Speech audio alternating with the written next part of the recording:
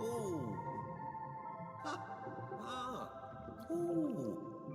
Ha ha ha ha. Ah. Ah.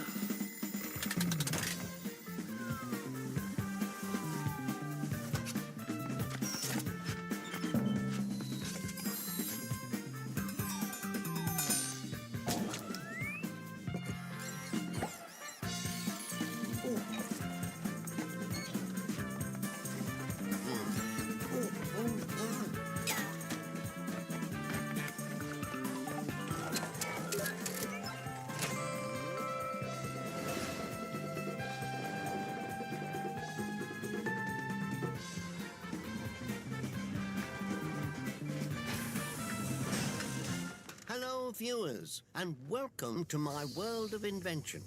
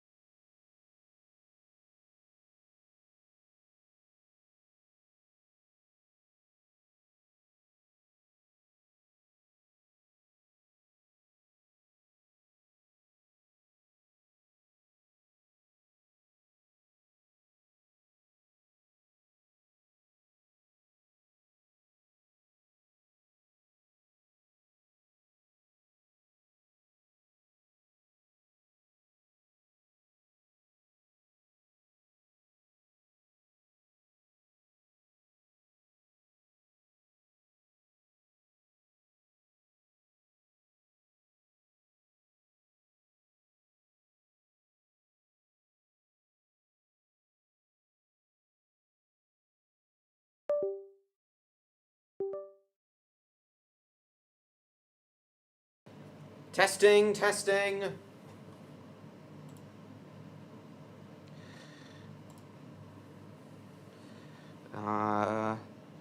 System, sound.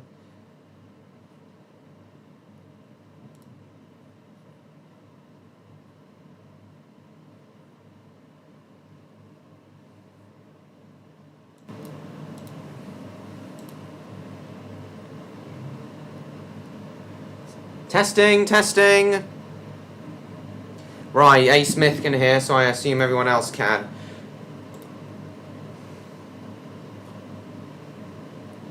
Right, according to Jason, no cheese, Gromit. Well, what I was going to say after Wallace said, welcome to my world of invention, was,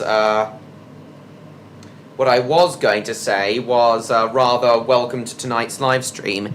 Is Stan still there, by the way? Because I know he was looking forward to this stream. Well, welcome everybody to the first live stream of 2025. And,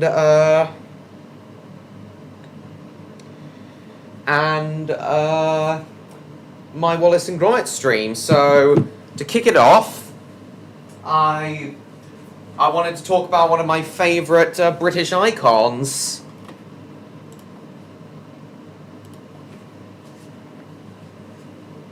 Hold on, guys. Oh, whoops. Just getting the ciders out. We've forgotten the crackers!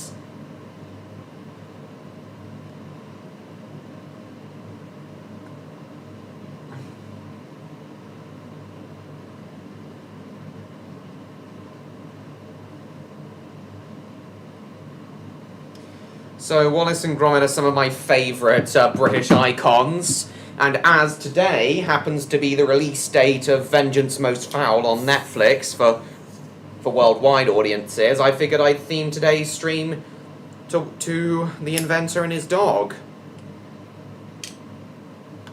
Do apologise for that.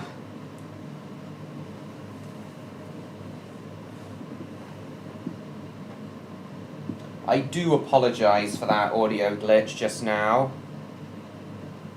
CBBC? Awesome. Hey Smith, so Christmas Day, I did watch it on Christmas Day and I really enjoyed it. I hope you all enjoyed my live posting of it. So, tonight we're going to play various Wallace and Gromit themed Roblox games, talk about our favourite Wallace and Gromit productions, and I'm inventing mostly, and I see, James, I'm sorry to hear that. Where's Stan disappeared to? He was very excited for tonight's stream. Yeah, I'm doing this stream from Newcastle tonight because I was meeting relatives. Doing this stream from a hotel room tonight. Well, hello Wallace and hello MLP fan. I know Sodor Productions. Well, anyway, Gromit Waves.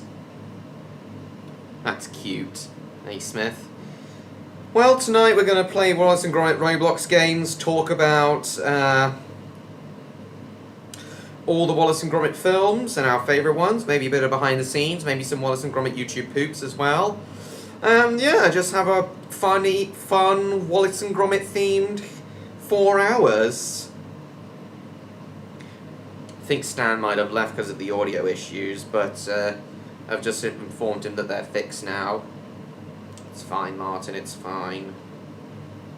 Well, anyway, just let everyone who isn't already here know that we have begun, and then we'll get straight into some Wallace and Gromit gameplay. Wally and Granite.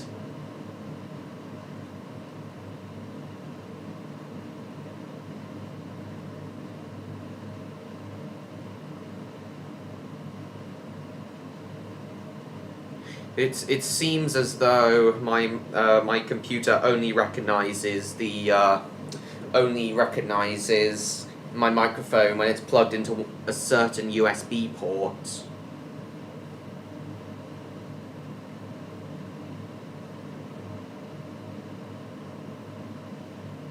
Grollis and Wallet. Right.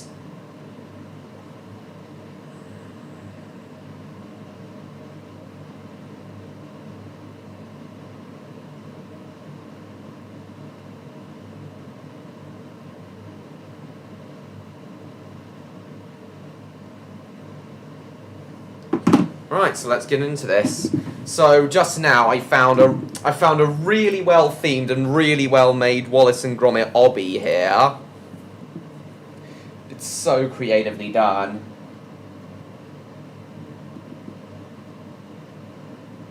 Hello Samson. Oh, I forgot to say hi to everyone. Right, hello Samson, Martin, John Murray, Eric Cartman. We've never seen you before, Eric Cartman. Welcome, so please subscribe if you haven't already. So hello James, Eric, Martin, A. Smith, Son, John Murray, Sodor Railway Studios, MLP fan, and Cool Gamer Andrew, and he's still there. And Stan, if he's still there. Indeed it is. Dark Argo, lovely MLP fan. My boy, Nando's is for dinner. Yeah, me and Stan went to Nando's. Right, so this is actually very well themed, and and as you can see here, I'm all dressed up for the occasion. I wanted to try and do like Wallace's huge smile here, but didn't really get the chance for that. All the faces I looked at were just too expensive, so this will have to do. Got all sorts of plates here. You collect tea things. Oh, and this was recently updated to coincide with Vengeance Most Foul. Yes, we will talk about all the Wallace and Gromit shorts and films tonight, including Vengeance Most Foul. Cheese and crackers for this? Oh, that would have been great. Maybe a bit of tea as well.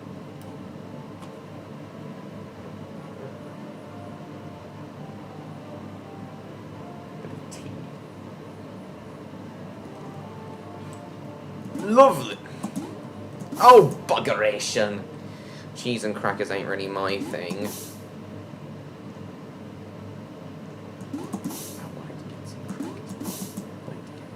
Maybe that's where Stan's gone quickly to get some crackers and cheese.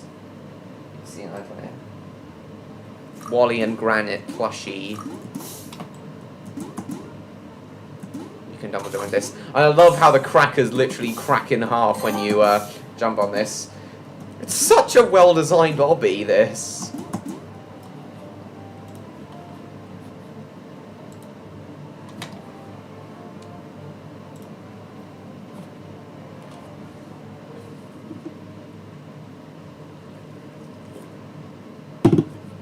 Oh. No wonder this is so well designed. This was made by the official BBC Roblox account. No wonder this is so well designed. Have you seen this chicken? Gotta love how a glove is enough to, you gotta love how a glove is enough to fool a disguise.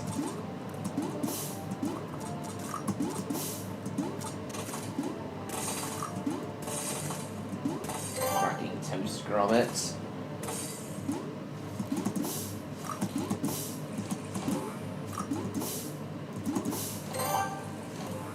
Player then, yep. Yeah, no wonder this is so well designed. Feathers McGraw hat. 16. Evil Pingu was at it again. Yes. Good grief, it's you again. Oh, the wrong trouser legs. And there's Wallace's rocket. References to all the films are here.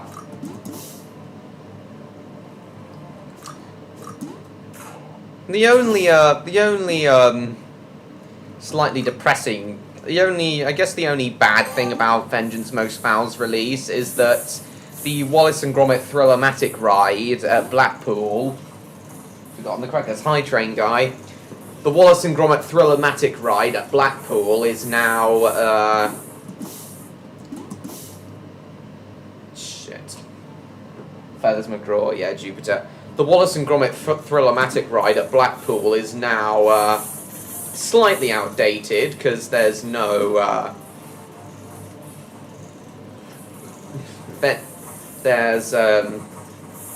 no Vengeance Most Foul inspired scenes there. All the other films are it takes moments from all the other films in there though, except for Vengeance Most Foul. But that's to be expected though. It would be nice if they updated, if Blackpool updated the Thriller-matic with some scenes from Vengeance Most Foul. For all we know, they could be doing just that in the during their close season. They could be doing just that in their close season.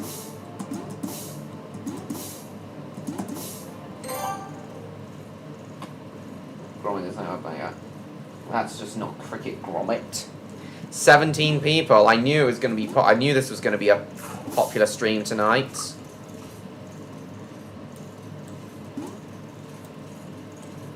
£1,000 reward. Bugger!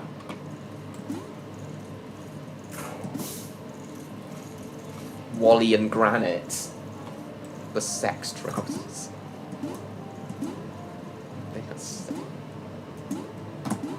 They are sex trousers. Perfect for fuckies.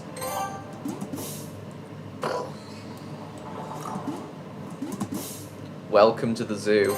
Oh yeah, and they did indeed update the game in time for Vengeance Most Foul.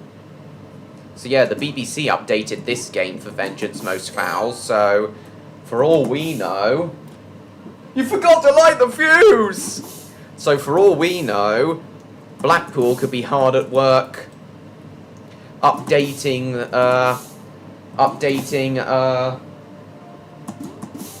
for all we know, Blackpool could be hard at work updating the Thriller-matic with a few Vengeance Most Foul scenes in time for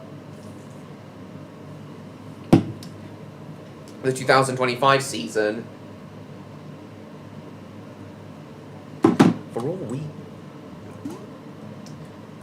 Where's Stan gone? Bugger! I agree, so don't Mainline Productions. Looking at the floor for cheese. Hello, Time Lad. You're someone you might be interested in. I'd love to go get some crackers and shit. Do do do do do do do do. This is a pretty hard route. Damn it! Fuck.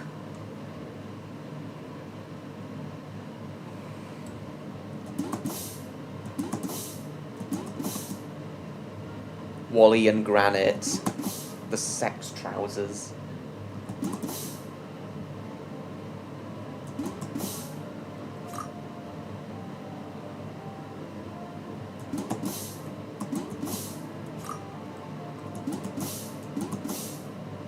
Fudge.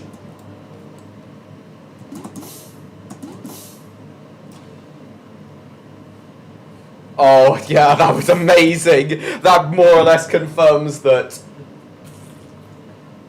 Shaun the Sheep and Wallace and Gromit are canon to each other. Exactly. So his voice is near spot on. Which is mainly collecting tea mugs. Wally and Granite. Fudge. Lummy diddy. Bloody day. What does that even mean?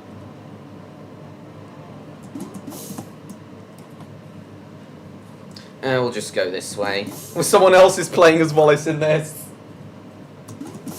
Hang on, has Oh, A. Smith has joined me in this game, and oh. Canon to each other. All the McDonald movies are canon to each other. I know Sodom Railway Studios.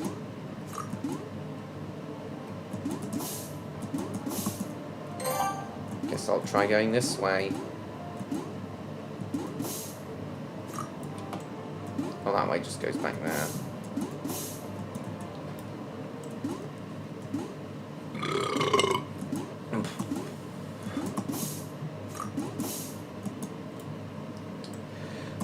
Oh, I'm in to ask. So, question for all of you while I'm playing this. Let's get the conversation going. So, what here is everyone's favourite Wallace and Gromit film? For me, I'm not 100% sure. I think I like all of them equally, but for different reasons. Particularly in Fireman Sam, exactly. Got the crackers, I guess so. Is James still there? Or has he gone to Stretch Jump? Oh, fish and chips at James's house, nice. So what here is everyone's favourite Wallace and Gromit film?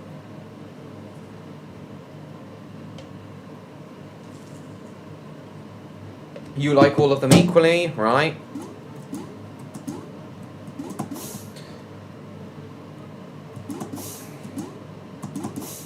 Wrong trousers on Grand AM? A. Smith's favourite is Were Rabbit. Not the biggest on Were Rabbit, but whatever. Looks like I made it to the end.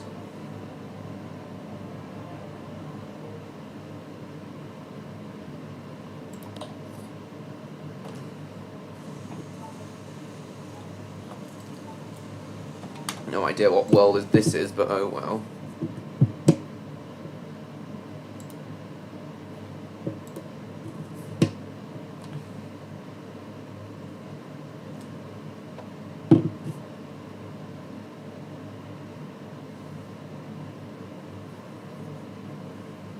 Feathers McGraw. That's understandable, John Murray. Hearse of the Square Babbitts. Voldemort was Victor Quatermain.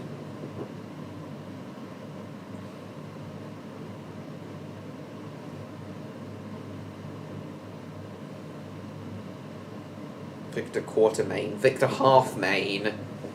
Victor Three-Quarter-Main. Sorry. Right, let's see what other Wallace and Gromit games we've got. Wally and Granite.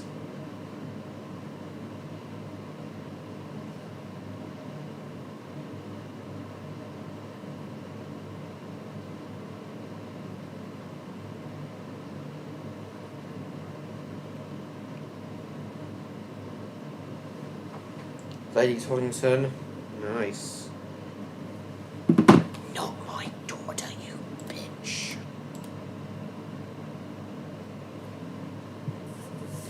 Nightmare Wallace. Oh no. Wallace. Oh, hang on. Someone recreated the train chase in Roblox. I love the train chase. Preston, Tyler, Bakewell, because they were all villains.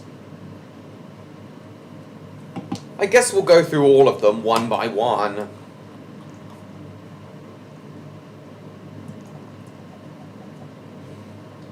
Well, this isn't, can't even see my avatar. It's not much, but it's well recreated. Heading straight for the door.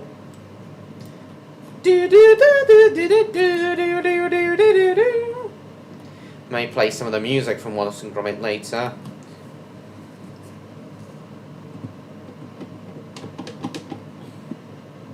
In terms of sadism, that makes sense. Moving parody fun. Victor as Voldemort. This is what I wanted to. This is what I wanted to. This is what I want. This is what I wanted my avatar to be in this game. But seems like you all spawn like this in this game. His huge head just staring into us. Oh, that's hilarious. Giant statue of Gromit. The Church of Cheese. T-pose Wallace. Pray to the god of cheese. Andrew's decided to join as well. No, that's the cheese church. I guess the other one was the cheese court. Federal Bank of Cheese. What is this? Oi, let me in. Oh, it's the cheese. Money and cheese everywhere.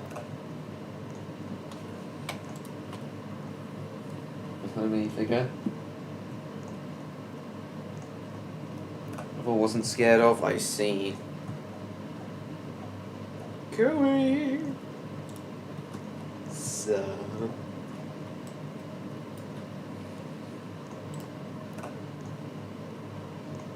His face. Pray to the god of cheese. Pray to the holy cheese, more powerful than the Ark of the Covenant.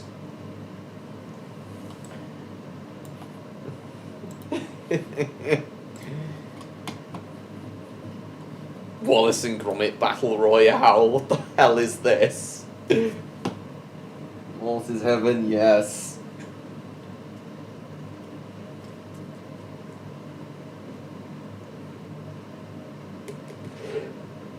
Wallace and Gromit Battle Royale.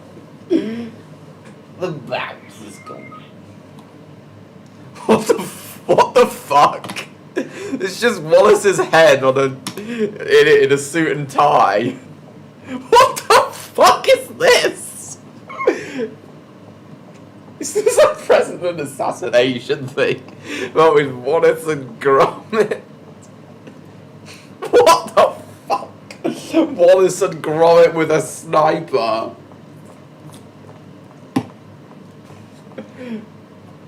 Who were they battling? Feathers, probably.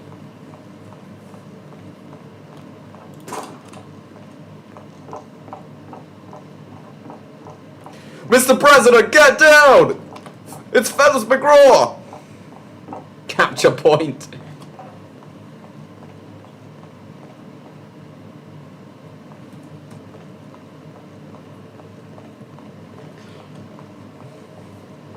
Wait, no, actually. Wallace and Gromit are protecting the president from being assassinated by Feathers. He's got a gun! Get down!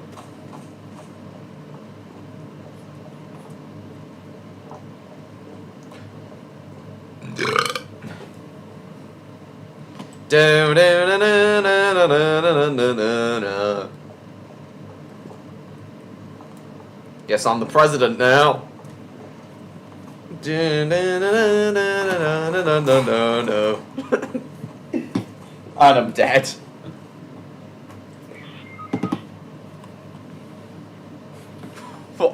What the actual fuck is this?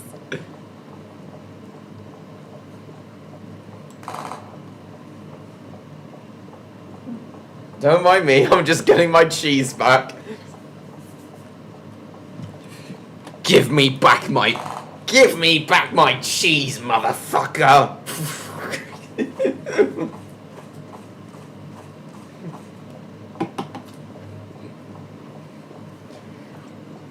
You nick my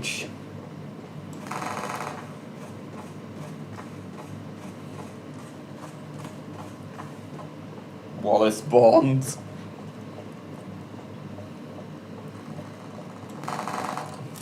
Give me back my cheese, motherfucker.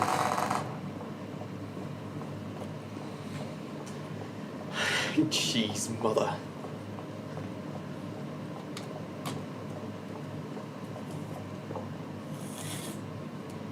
No, I haven't, Tom. I'm not really big on the Land House.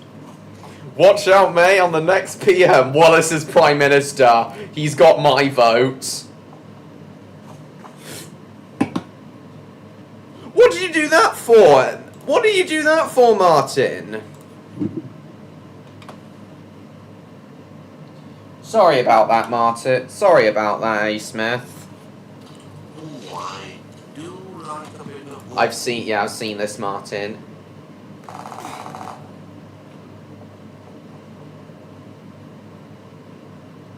I do like a bit of gorgonzola.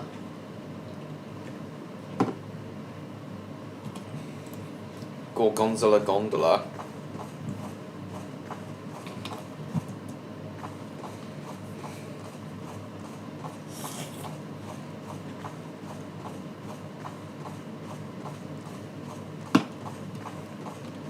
I do like a bit of gorgonzola.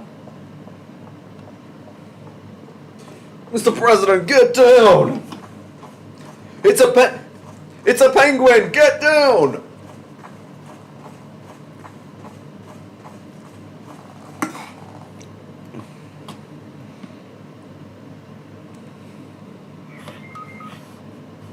Look at his face.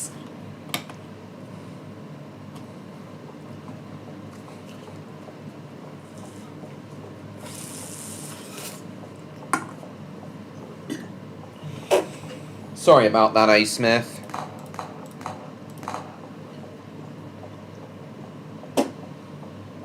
Together we rule West Wallaby Street. Give me all the cheese.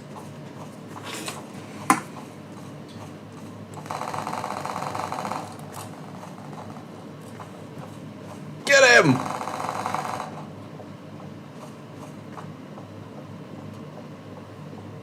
While carrying a gun.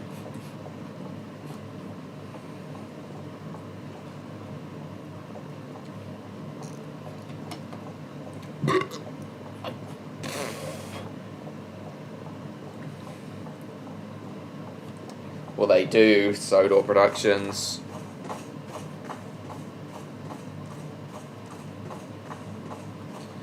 Give me all the cheese. Eee.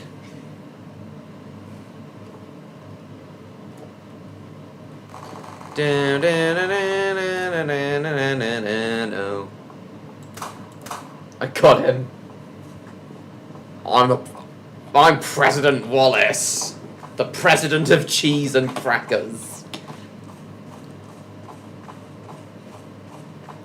I'm the president of cheese.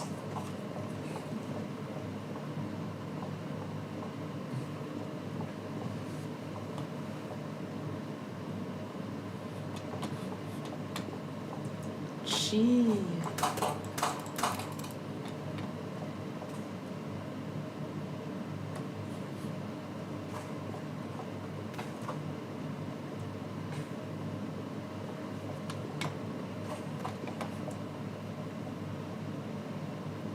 Look how far back I'm going. Or you can run by pressing shift. Truly cheese is truly his love, exactly. Let's get him! Mr. President, get down!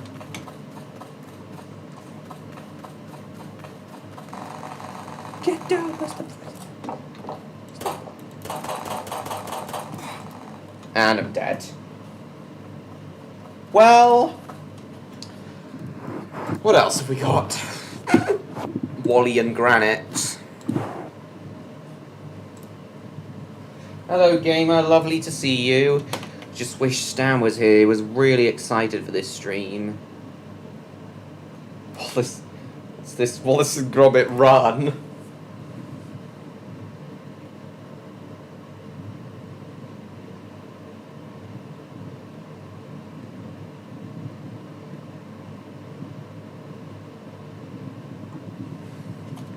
Space to start. Oh, it's just Super Mario Run, but Wallace and Gromit. Scooby and Thomas get scared by Wallace. I see. Wallace goes to the White House.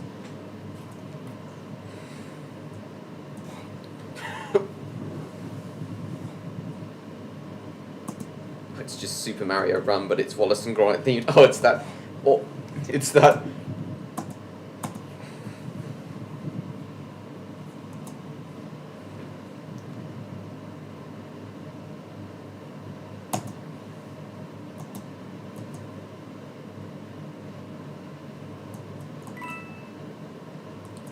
Oh, I'm supposed to jump those guys.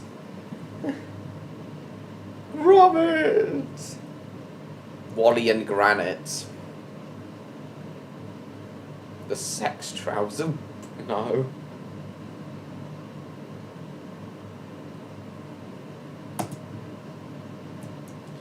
I like how it generates a random level each time. It's not just the same one over and over, and it's an infinite one.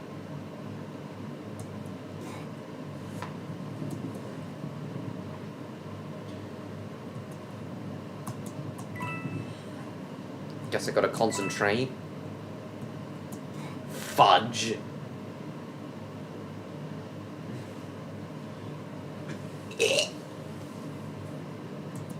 This is genuinely hilarious.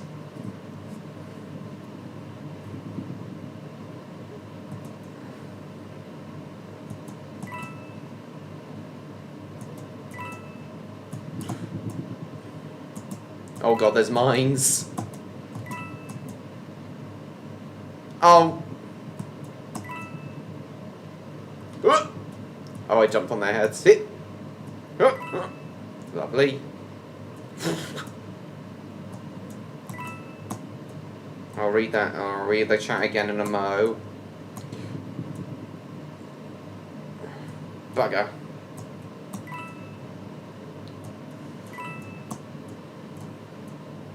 Oh no, I didn't go to Manchester, I'm going to Newcastle. And I'm still there. I'm doing this stream from Newcastle. Fudge. Wally. Gromit! Cheese, Gromit. Give me cheese. Give me cheese, Gromit, or I'll shoot you. Wallace and Gromit joined the Soviet Union. What the hell is this gonna be? Cheese for everyone!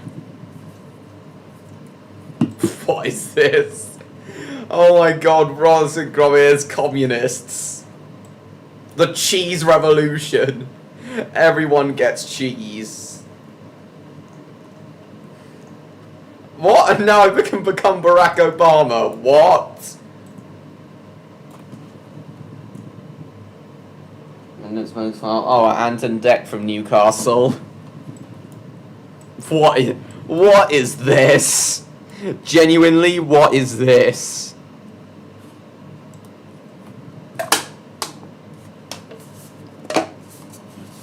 Give me a sexually transmitted disease. Oh my god! Wallace and Friends RP.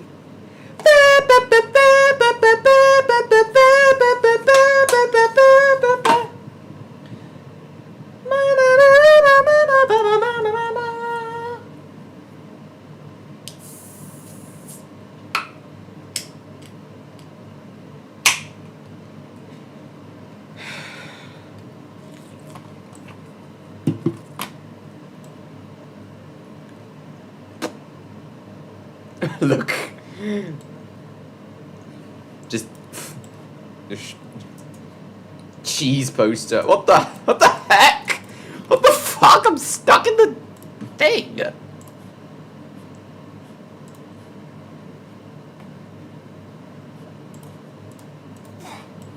And then I just fall apart.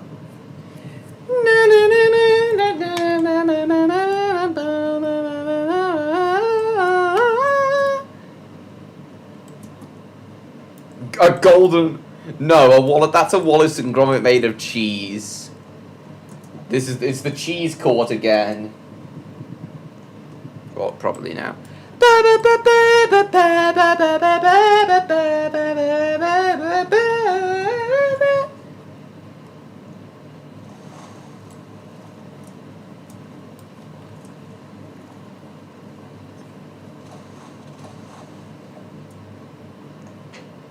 T-pose grommets.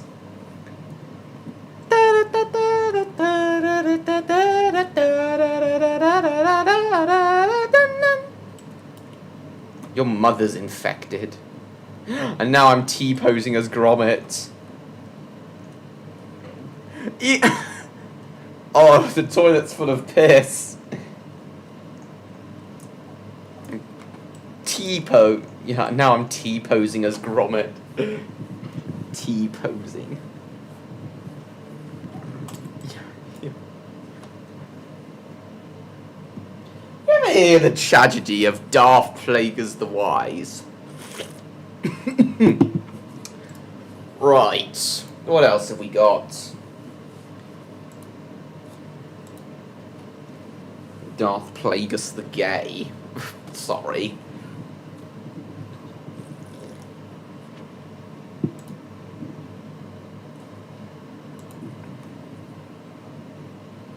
A shite day out.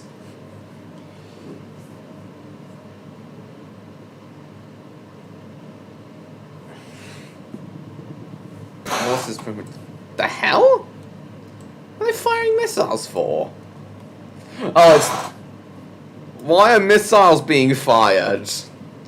It's the moon picnic from the Grand Day Out. The Vicar is Palpatine, yes he is. And they just had to use a rocket model. They couldn't use Wallace and Gromit's actual model.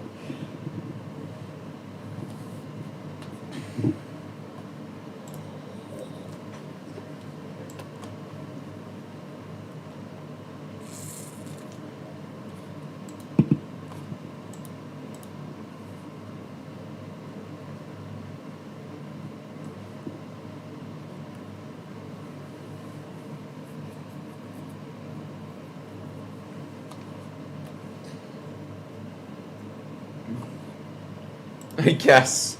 But he seemed content in that. There's Wallace being a ride operator.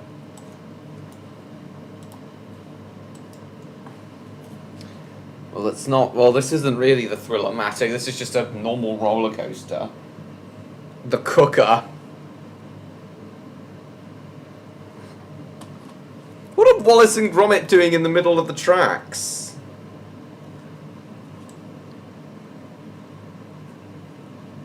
And that planet is it's too close to the I need more gold bullets! How about I don't give you any? Oh well. Guess I'll have to dislike this, because it's vegetables make me vomit.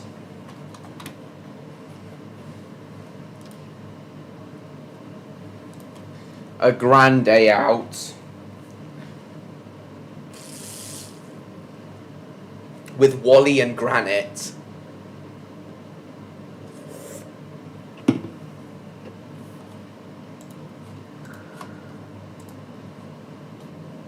Oh. They've even got the music.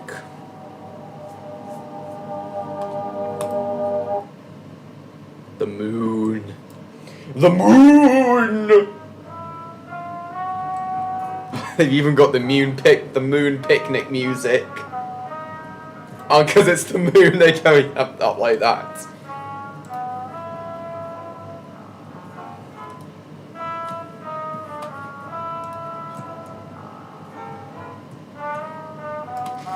There we go. I'm cheap, you know. Nice drop of chi to get the taste buds going. They've only got sandwiches, not crackers. And everyone knows the moon's Charles Lawton. It's nice that they got the moon picnic song from there. No cheese and crackers in there, just sandwiches. Oh, there's one Wallace and Gromit YouTube poop where Wallace says, where he cuts Patrick in half. It's like no cheese I've ever tasted. Plate, knife, cracker. So.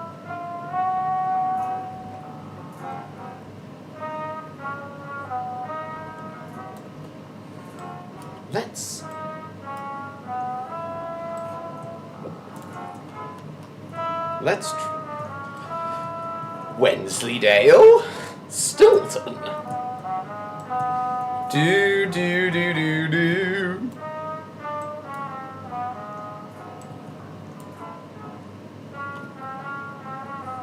Gotta love how some of these moon things are like really high. Walmart cheese sucks. You're in the game, are you, MLP fan? Awesome.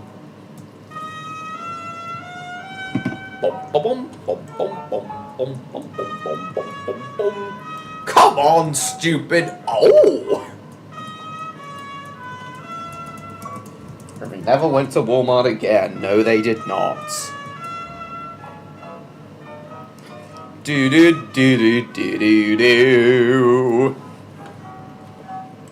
Oh, Julia Knott's music is just awesome.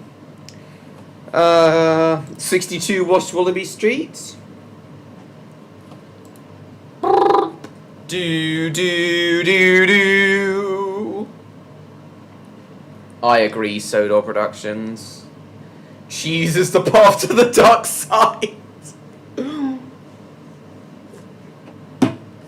What is it with Wallace and Gromit and Star Wars? What is this?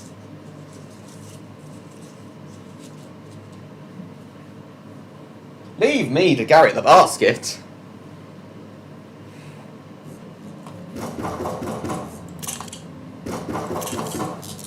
The 62 West Wallaby Street incident. Oh god. A Wallace and Gromit horror game. What is this? Guess we'll begin the game. Wigan, Lancashire, UK. It's locked.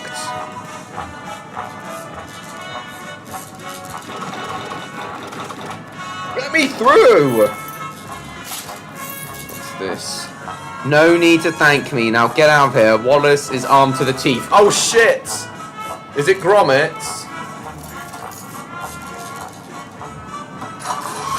Oh shit, I'm stuck! Oh no, I'm stuck.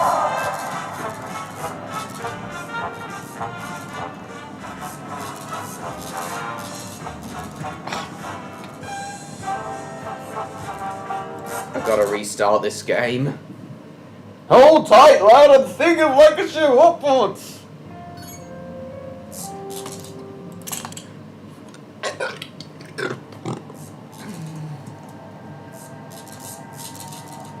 Let's begin the game. Such a scary suit.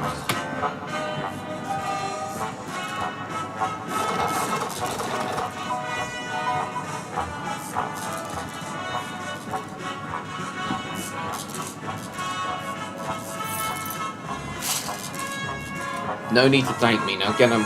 Wallace is armed to the teeth.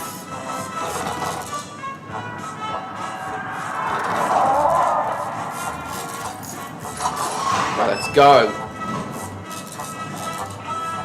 Holding rooms. Oh no. So Wallace is a mad scientist with experimentation. There's blood there.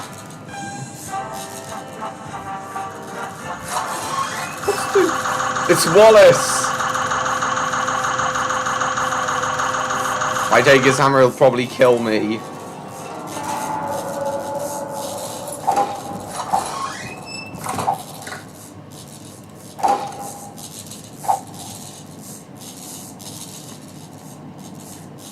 Newspaper walkies, ammunition traps, rifle ammunition inventions.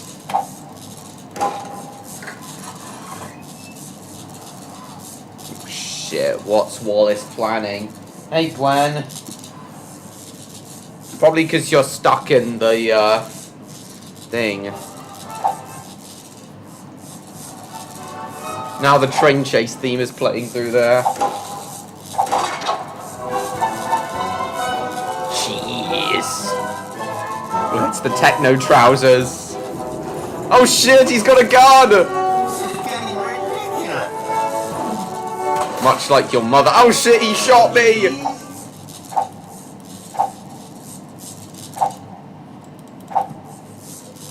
Execute this prisoner tomorrow. They've already tried to escape 4 times. I might be carrying evidence they could give to the police. Oh, creepy. We're just about to have some cheese. Oh no, not cheese. Can't stand the stuff. Not even Wensleydale.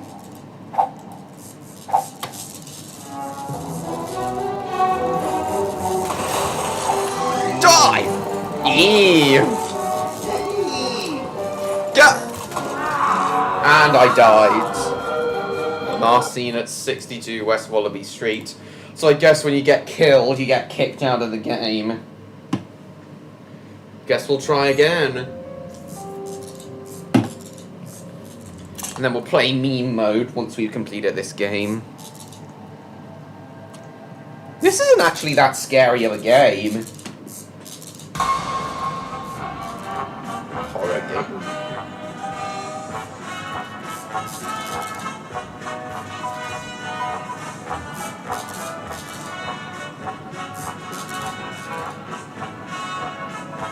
Hold on a mo. I'm not usually a big fan of horror games, but this isn't actually that scary.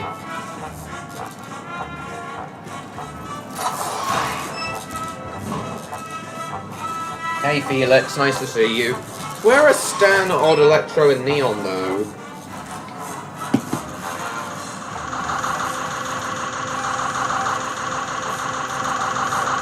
He's just hammering over and over as he does in the meme. Take Wallace's hammer. Now he's gonna kill me for taking the hammer. Now he's gonna get a gun.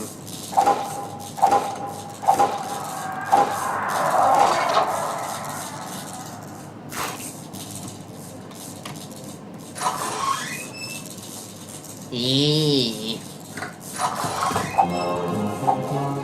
I gotta run!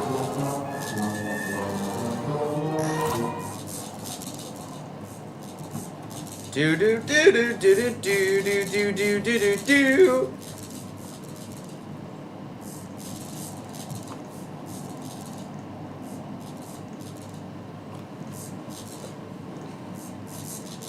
Oh shit, it's a tripwire.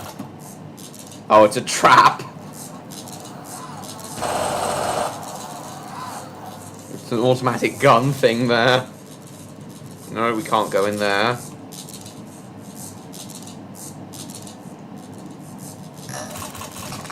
Oops. What's through here? It's locked. Guess we gotta find a key. Train chasing Parrying 2. Oh shit! Back off! Kill, die! He's Terminator flipping down. Looks like he was hurt by the hammer.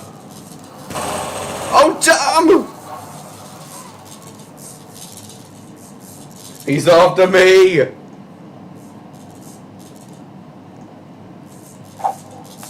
Wally is after me!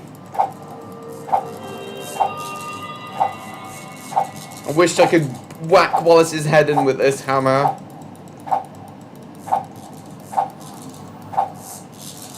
Shit, there he is!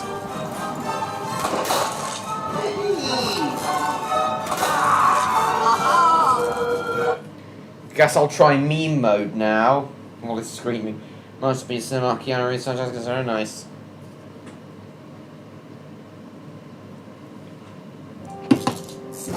Yeah, I guess I'll try meme mode now.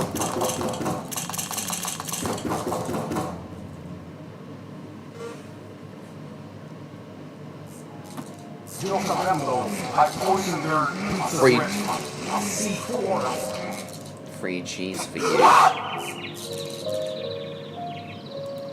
Never touch his cheese again. Or I guess I got kicked for eating his cheese. No, I haven't seen it, Felix.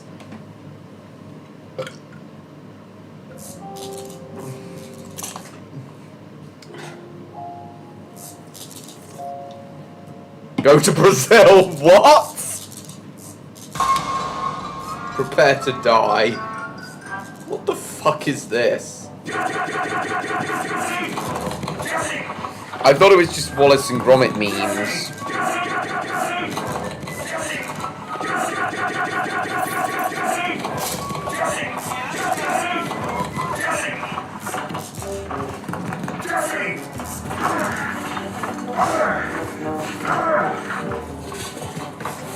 Hey you, get out of your room, bozo. Don't make me come there or I will vent in electrical. Oh, Stan's messaged me, he said he's promised Quinn he'll go to the gym.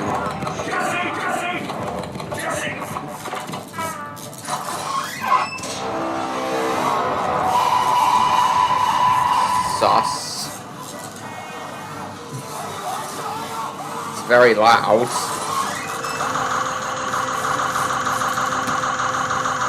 Commit funny stealing. I don't know, A. Smith.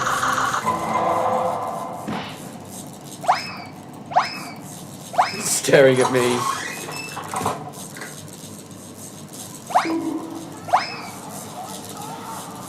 The yummy things. Legalize nuclear bombs.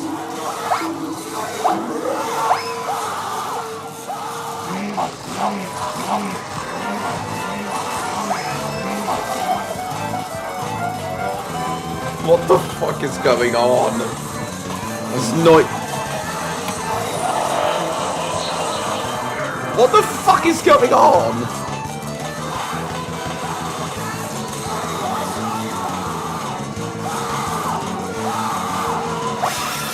How did I not see this area earlier?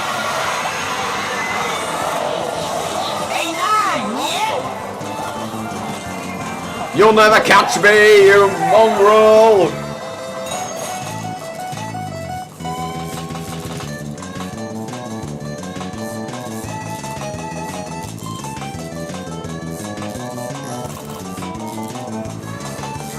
What the hell is this?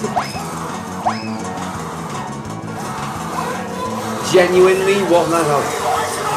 That's where that noise is coming from, the machine gun. Oh, God. Oh, heck! The gremlin. Well, it looks like there's no other Wallace and Gromit games to play yet. Oh, welcome back, James.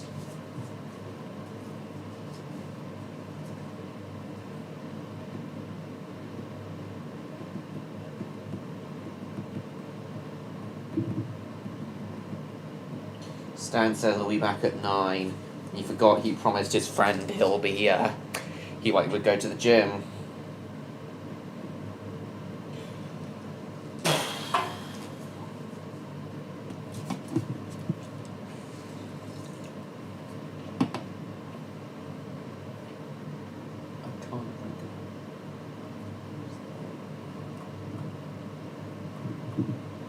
I'll just ask Odd, Electro and Neon if they're coming.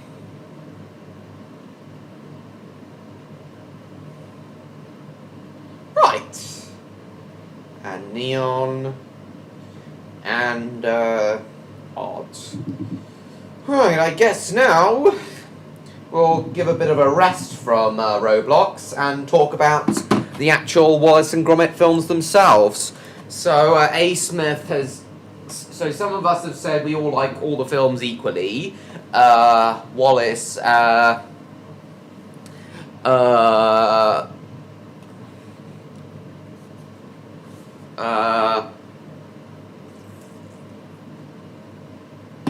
Smith says he likes Were-Rabbit best. But for those who haven't answered yet, what's your favourite Wallace and Gromit film? I'm gonna whoop his ass. Because I'll have a break later. With a nice cup of tea. Ben Whitehead, recorded during the session of PC Gromit Wallace and Gromit's Grand Adventures. Oh, here's some outtakes that Ben Whitehead recorded. Whoop his ass. Because I'll have a break later. With a nice cup of tea. Wow. And some toast. Toast with the jam on it. And crank. Crank, They'll crack. come to here once they've a proper roof over their heads. I'm sure everyone will give generously at the fair this weekend. What the weekend will I tell you about? And all of these times? You fat bastard. Yes. Right. What else we got? Do do do do do do do do do do. Do do do do do do do. Stop posting about Among Us. Well, I guess we'll talk about all of the Wallace and Gromit films one by one in order of of release. In fact, we'll talk about all of the Wallace and Gromit, all of the major Wallace and Gromit productions in order of release. Oh, I guess this is relevant because an X-Class 47 on the Wensleydale Railway. I guess this is relevant because Wallace's favourite cheese is Wensleydale. So I guess showing footage of the Wensleydale Railway is relevant. Around Yorkshire. Well, the Stilton Railway. Oh, I better not show footage from the official Wallace and Gromit channel. These bank holidays. It's a problem to decide. Tell you what, Gromit lad. Let's have a nice hot cup of tea. The kettle should have boiled by now.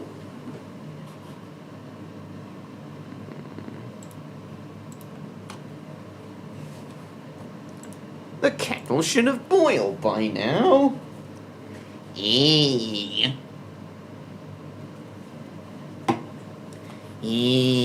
These bank holidays. It's a problem to decide. Tell you what, Gromit lad. Let's have a nice hot cup of tea. Why are you repeating that?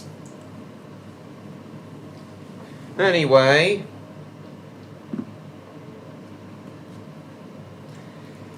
Right, so I guess we'll go talk about all of the Wallace and Gromit films in order of release. So did Tin Top? Yeah, it is. So that was a bit thick. Yep. Yeah, Peter Kay voiced PC Macintosh. So we'll start with A Grand Day Out. The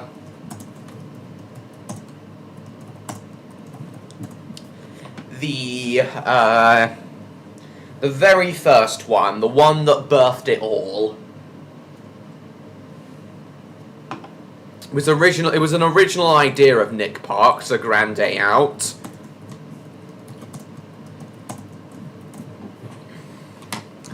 This poster, that promotional poster that was created for it is a pretty nice art style in that. I really like it.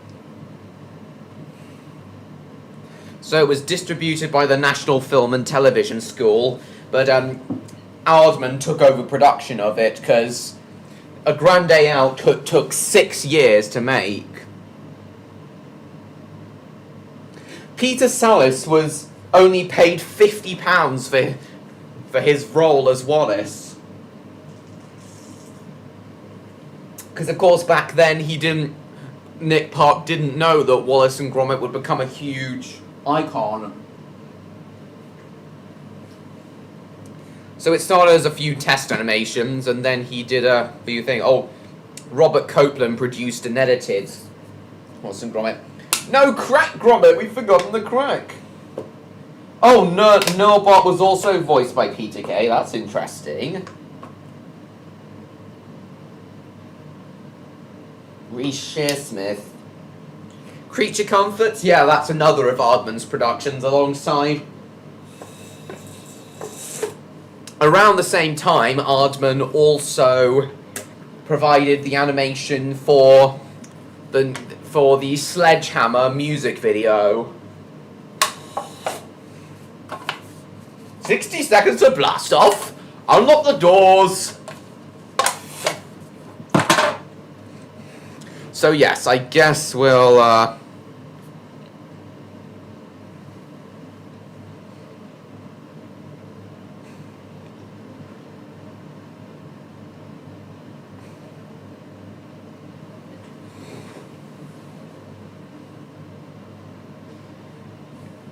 Mr. Curry and the Paddington cartoon, cool.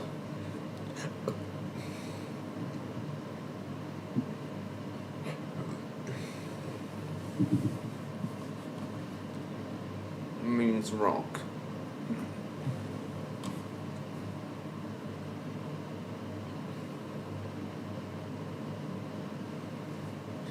So yeah, it's only 23 minutes long.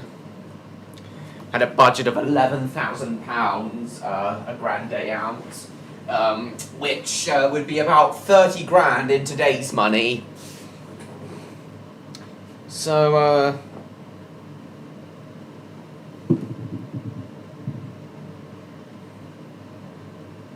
Aliens in A Grand Day Out? Really? I didn't know that. Thrown in prison by the cooker? I never knew that.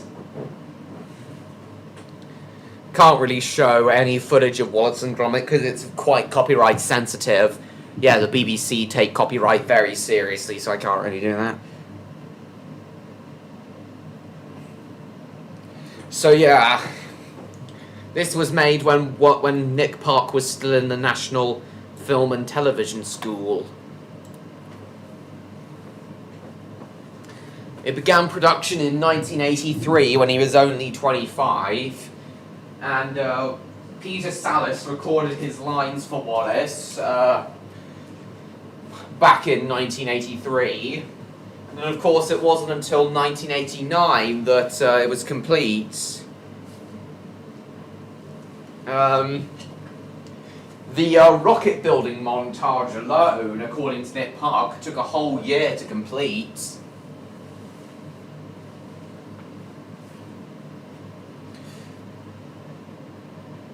Till it was finally released on the 4th of November 1989.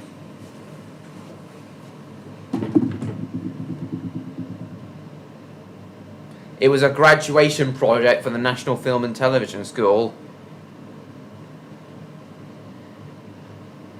Aardman Animations helped finish it from 1985. And then they eventually bought the rights to Wallace and Gromit in exchange for letting Nick Park keep creative control. BBC 3? Oh, interesting. I watched Vengeance Most Foul on BBC 1, but we're talking about all of the Wallace and Gromit productions in order of release. 1993, no, exactly. No, I can't, Martin. Much too copyright sensitive. William Herbert's company. 1 whole ton of plasticine was used for the production of A Grand Day Out. One for the album, lad. 1 whole ton of plasticine. 10 colours. The stone colour he used for Gromit. Difficult to animate. Oh, Nick Park wanted to do a Peter Hawkins voice for Gromit. Well, I'm glad they decided to make Gromit a mute character in the end. Oh!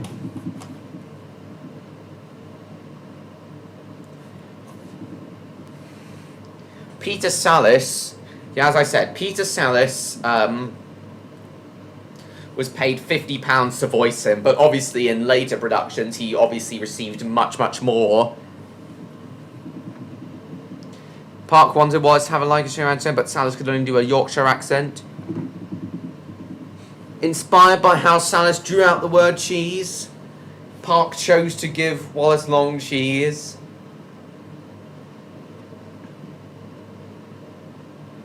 When Park called Sallis 6 years later to say he completed the film, he actually swore in surprise. Wow. 9 more years to make if he did so. Oh, well, I'm very glad they decided to cut out the aliens.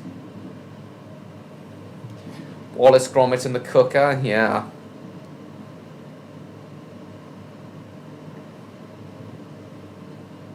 Gromit was named after Gromlets.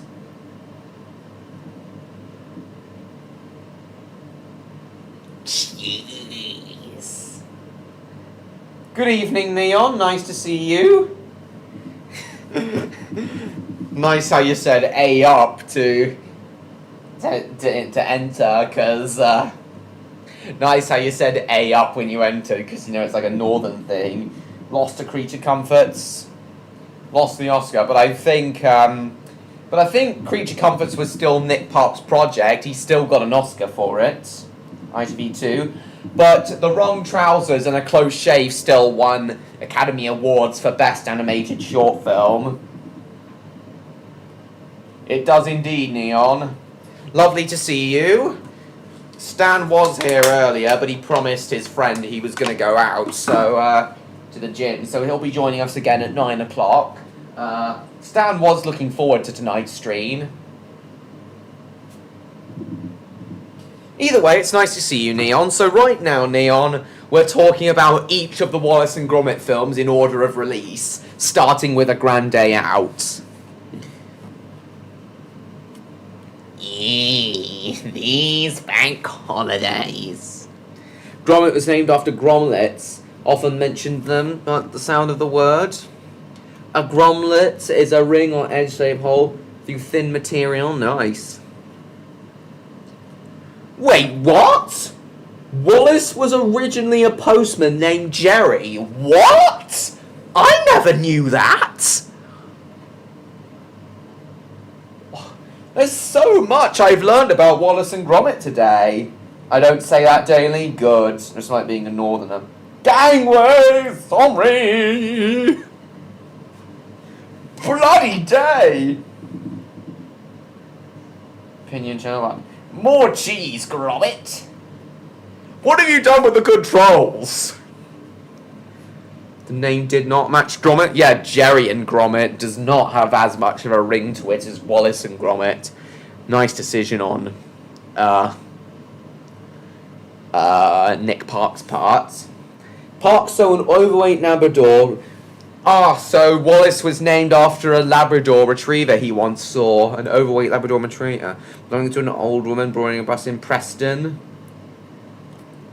A very northern name to give a dog. Yeah, it is a very northern name. Pat has competition then? Yes.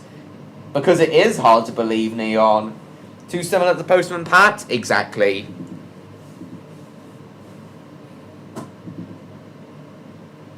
Boarding a bus in Preston? No doubt Wendeline's dog, Preston, was named after the town of Preston in that case. Good grief! It's you! Let me out of this trousers this instant! Wait, Gromit was going to be a cat at first? Wallace discovers Daily Motion on that.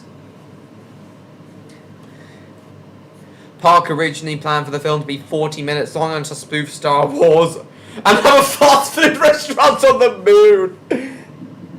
Take him several more years to complete. Good.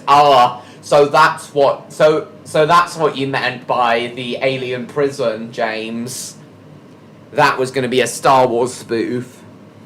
Released on VHS in the 1990s, and it was broadcast on TV in 1989.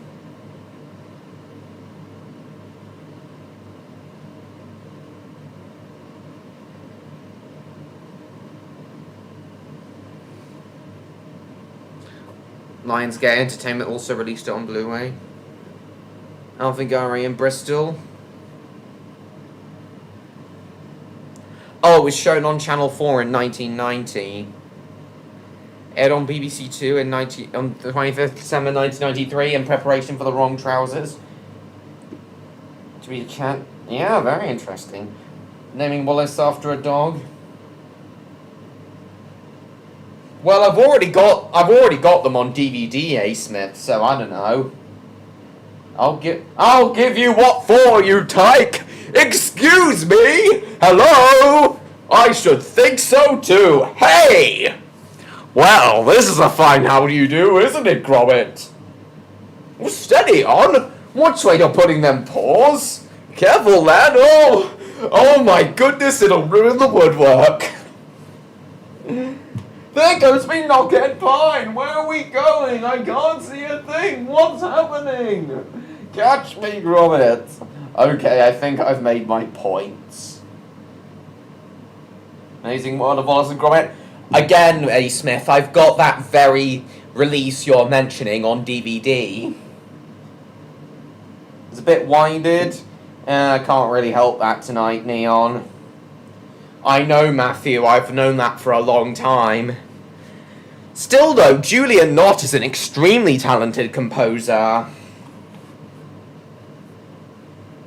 100% on Rotten Tomatoes, and rightfully so.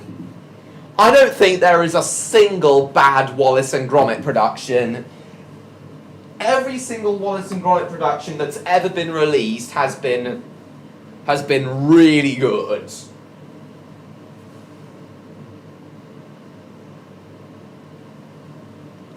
Every single one.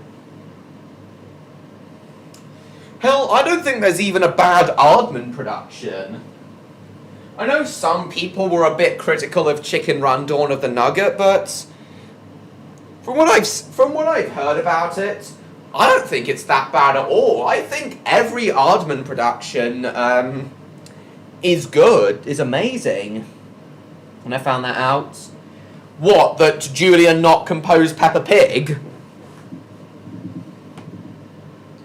To be fair to Julian Knott, the music he does for Peppa Pig is decent. It's just a shame the show itself is pretty bad. Yeah, the music I think is the best thing about Peppa Pig. Yeah. For as bad as Peppa Pig is, at least it has decent music. Julian Knott is still talented, at least. Welcome, Pokemon. Tonight's stream is, of course, themed to Wallace and Gromit. Gold UK TV. I remember once seeing The Wrong Trousers airing on Gold. Does come around once in a while, and when it does, it's good. It is. Peppa Pork. Yep. Anything but decent. In fact, the music is more or less the only good thing about Peppa Pig. And as I said, this is relevant to Wallace and Gromit because Julian Knott composed the music for both Wallace and Gromit and Peppa Pig. R.I.P. David Graham, I know. Yep, 20 reviews. It was nominated for Best Animated Short Film, but lost to Creature Comforts. Creature Come. At least Nick Park won an Oscar at all. Bluey is better, of course it is. Timeline Productions. Where have you been? Julian Knott to do some of the music? Awesome. As much as I want to show clips from A Grand Day Out, I think it's a little bit too copyright sensitive. 20 people! I knew this would be a popular stream tonight, but wow. Oh, and looks like Bill Bricks is alright. Welcome. I guess, Bilbricks. Hello from Auckland. We've got another Matthew here. Hello from Auckland, New Zealand. Hi, Matthew. Nice. Yeah, I do, Bilbricks. Are you still there, Neon? Did Parker and Thunderbirds? Indeed.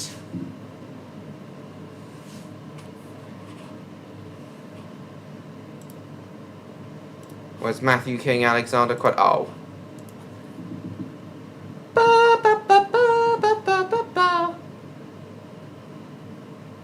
Are you still there, Neon? Armin left Studio Canal due to Early Man bombing at the box office. Oh, did they blame Early Man for... Did they blame Studio Canal for Early Man's box office bomb? It's a bomb! The cake's a bomb! Still there, Neon? The sex trails. No. Wally and Granite. Oh, Neon is still there. Nice. Cake! Slow motion cake! The cake is alive! 22 people. I haven't had 22 people for a while, have they? Hello, milady. Do. No longer in cinemas? That's ridiculous. Aardman should never have signed a deal with Netflix and kept their films out of cinemas. Vengeance Most Foul, despite only being 79 minutes, absolutely deserved a theatrical release. I thought Vengeance Most Foul was just going to be another 30-minute short. It's interesting how it's feature length though.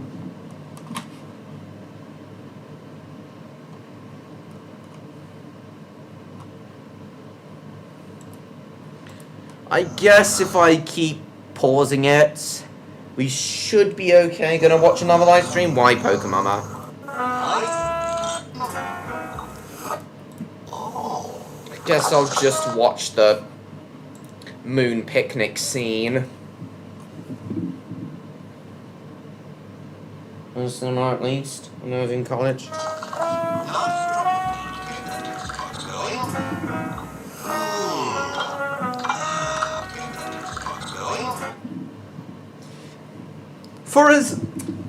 For as low budgeted as A Grand Day Out was, found it fab overall. Vengeance Most Foul, awesome. We'll get to Vengeance Most Foul later in the stream. As of now, I just want to cover each major Wallace and Gromit production in order of release. I will be careful, A. Smith. I'll keep pausing it. You saw an early screening of it. I never knew. Of Dawn of the Nugget. Theatrical release in some parts of the UK. If Vengeance Most Foul had been showing at my local cinema, I absolutely would have gone to see it. A limited theatrical release, but even that's not enough. For as low budgeted as A Grand Day Out was, I still find it awesome. Chicken Run screening, they had some of the puppets there. Nice.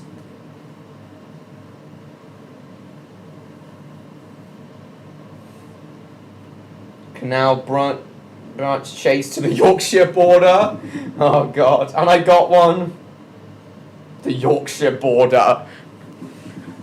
You gotta love how it was in Gromit, the Yorkshire border is treated as Yorkshire is somehow treated as a separate country from the rest of England. That's hilarious. Canal barge. Alright then, Pokemama. Oh dear, A. Smith. But as I was saying,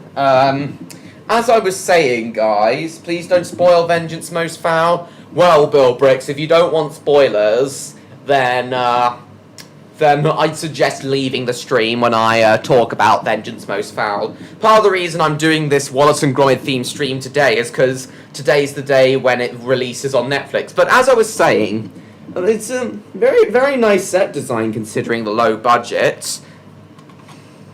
Obviously, the darker area, the darker lunar area, where it's darker in colour, where the lunar surface is darker in colour than the foreground, you can obviously tell. Obviously, when I was younger, I couldn't tell because I didn't know anything about filmmaking back then. But nowadays, I know for a fact that that's a matte painting in the background with the bomb. Yeah, that's exactly what Stan said, James. I do think we'll eventually get a sequel to Vengeance Most Foul in a couple of years' time. Hopefully we'll get another Wallace and Gromit film in 2026. And I'm giving them 2 years, because there was about a 2-year release gap between Dawn of the Nugget and Vengeance Most Foul, so I'm giving them 2 years.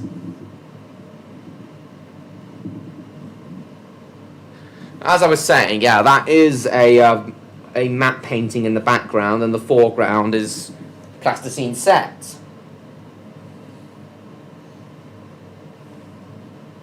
Indeed, it is a shame. Alright. Matte paintings can look amazing. This one does. They are really effective, Neon. I might use physical matte paintings. I might use physical matte paintings in some of my productions as opposed to digital ones with green screens. Nowadays in Wallace and Gromit, matte paintings are done. All the backgrounds are done in post-production. All the miniature sets in Wallace and Gromit nowadays are animated, are quote-unquote filmed on blue screen or green screen sets, but obviously you can tell here that that's a matte painting. The background here is a matte painting. So yeah, for its budget, for a Grande Out's low budget, it is very effective. You watched it in 2000? You watched it in 2021? I did watch Chicken Run a while, years ago, but a good number of years ago when I was a kid. But I finally watched the whole thing on Amazon Prime in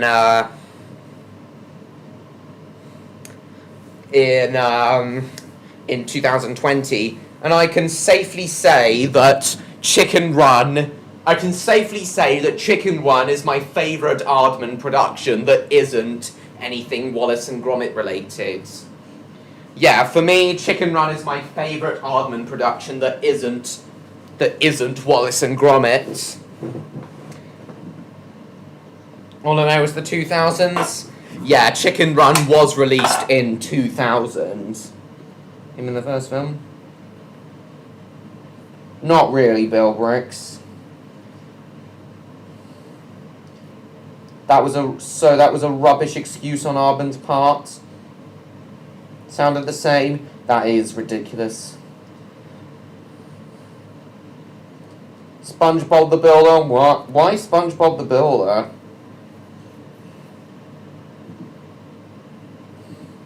Mrs. Goggins from Post and Pan and Mrs. Bird from Paddington. 2006? Right. Arthur Christmas, the most underrated film? I know. Well,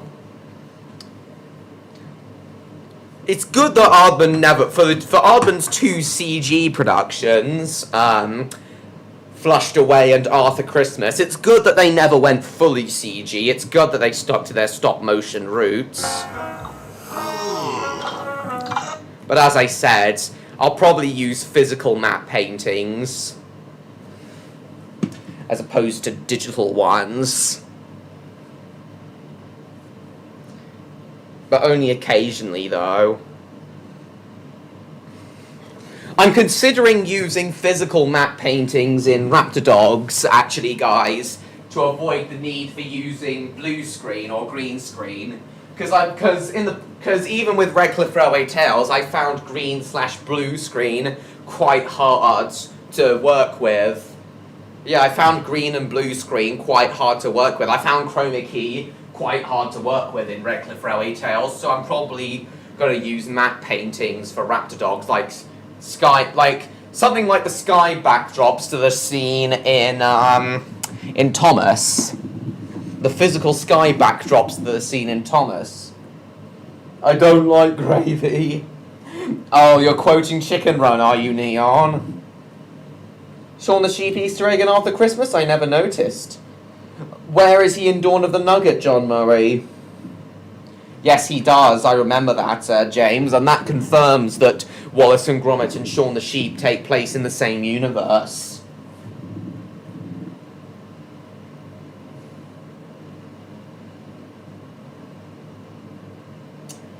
Oh, it got burnt after Curse of the Were-Rabbit. Oh, so that's why they went CG, because the studio got burnt. So the plan was always to go back to clay, then.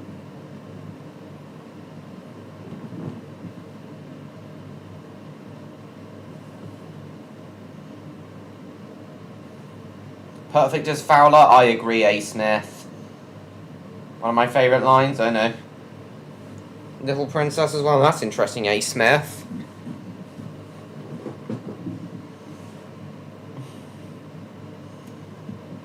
He walked away. Oh, yeah, I remember. Oh, I think I know what you're talking about, John Murray. I think I have seen that. But yeah, I might show some behind-the-scenes footage from Vengeance Most Foul and maybe Curse of the Were-Rabbit as well, so you can see what I'm talking about with the blue and green screens as opposed to physical matte paintings. Exactly, Neon. Said the Auburn studio getting burnt down was more than likely an arson attack, and I don't think those responsible have ever been caught. Playing the TV. Is that right? Was it an arson attack, the Wallace and Gromit? It all getting burnt down? Was it an arson attack? I wouldn't be so sure.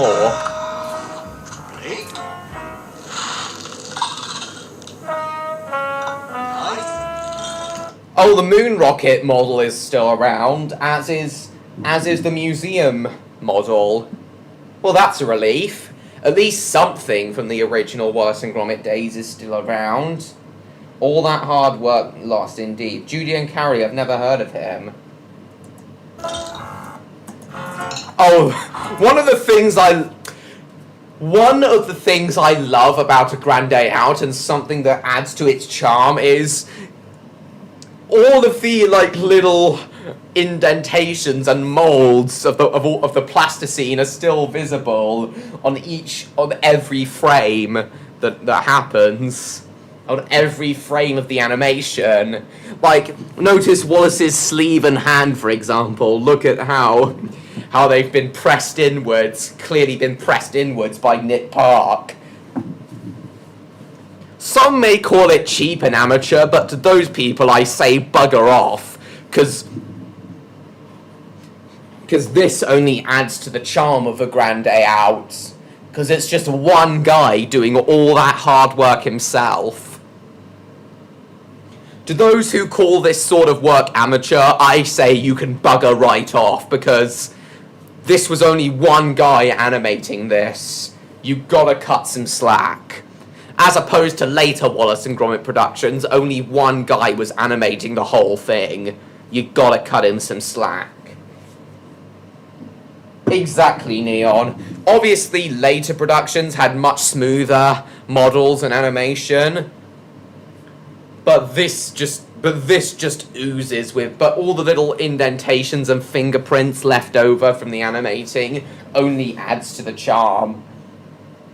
Almost ran out of the specific clay they used? Really, Neon? When? Motorbike and sidecar? The motorbike and sidecar and Gromit's playing from a close shave? Well, that should be obvious, James, because it reappeared in Vengeance Most Foul, didn't it? The cooker is evil, he just wanted to go to Earth? No, he's not evil, time lad. Same with the models in the trapdoor, all the fingerprints and things, Soto Productions. Everybody knows the moon's made of cheese. And I think that'll be interesting, Felix. But yeah, for those who call this animation amateur, you can bugger right off.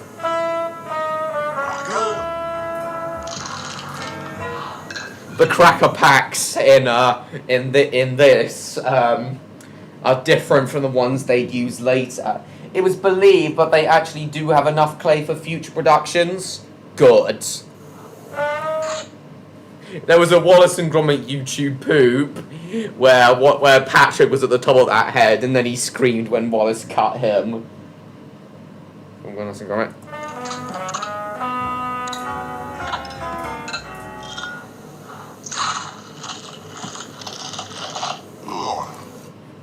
Look, hang on.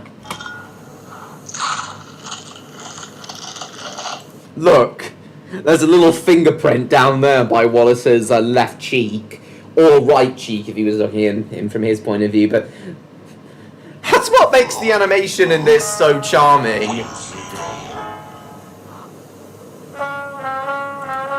I just love low-budget productions like this, where only one guy does all the work, because this is just incredible. Like, it's a bit like Redcliffe Railway Tales, The Railway's Last Stand. A whole 2-hour feature film, and one guy, i.e. me, did everything. For all of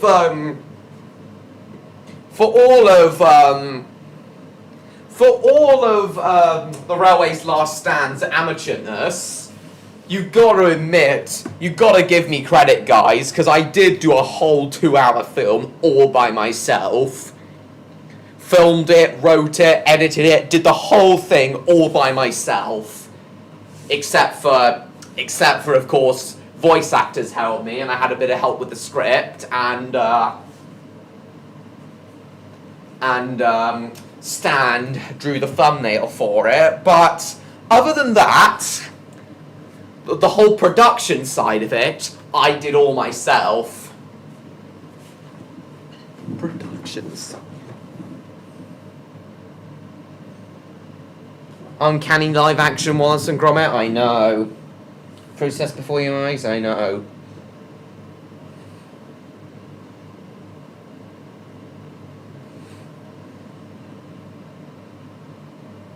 Moon Trip and Wallace and Gromit, nice. So while it may be amateur, I did put a lot of work into it, and I'm still proud of what I achieved. Though I would like to do a special edition re-release of The Railway's Last Stand to enhance some of the things and correct some of the mistakes. Hats off to Claymation. Hear, hear, Neon. It's the wrong trousers, Gromit, and they've got wrong! Stop them! Process before you write, everything is all physically positioned for each frame. Obviously, The Railway's Last Stand didn't take anywhere near as long as this film did. As I said, A Grand Day Out took 6 years to complete. The Railway's Last Stand, from when I started writing the script to when it released, took 8 months. From when I started writing the script in April 2023 to when it released, it only took 8 months. Sound like a hydraulic press when he drinks tea? Well, that's interesting.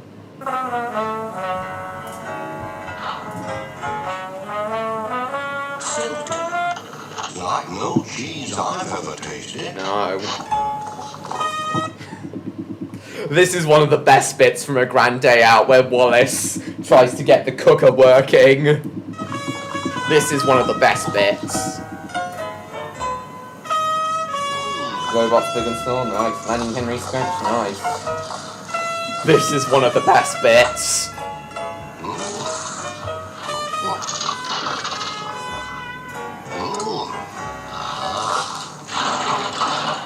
No, it won't open.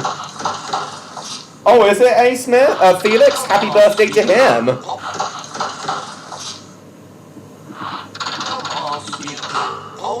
That's one of my favourite moments, where he thinks he's broken it. Come on, stupid. Oh! And then Gromit just raises his eyebrows.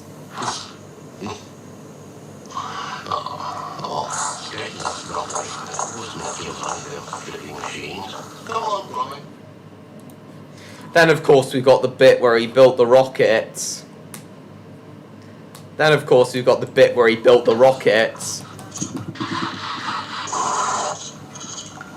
Why did Wallace draw himself as a flower there? That's so strange. Rocket noises are hilarious. Stop playing with his knobs, Wallace. Oh, that's a very sus thing to say, Neon. And then he soars right through the wooden supports.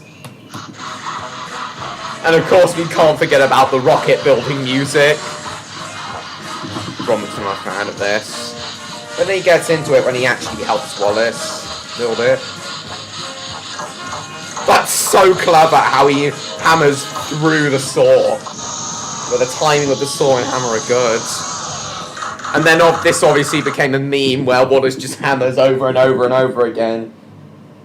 I know it is, Sodor Productions. Quite literally what he's doing, indeed. Yeah, we all do. X and noughts and crosses board, yes. Yeah, he did indeed do that, John Murray. Hang on, what's this that James has sent? The right trousers. You know what? I think we'll end the stream by watching this. This seems hilarious.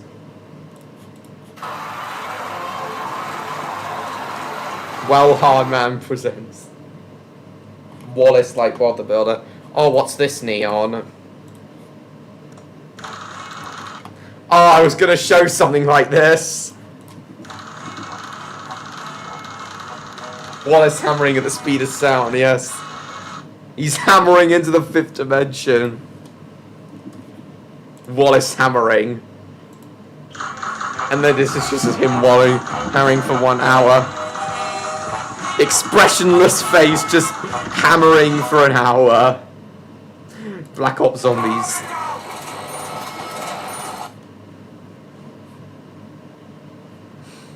Oh my god.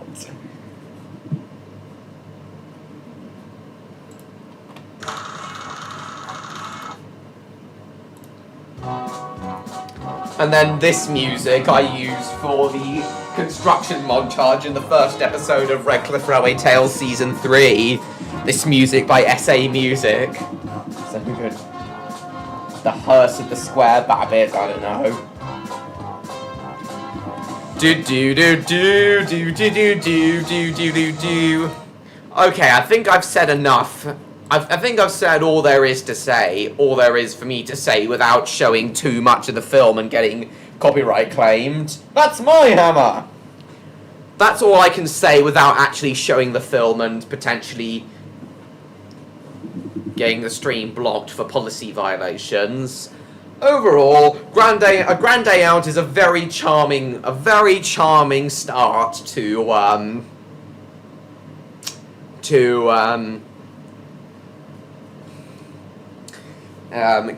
the Wallace and Gromit franchise.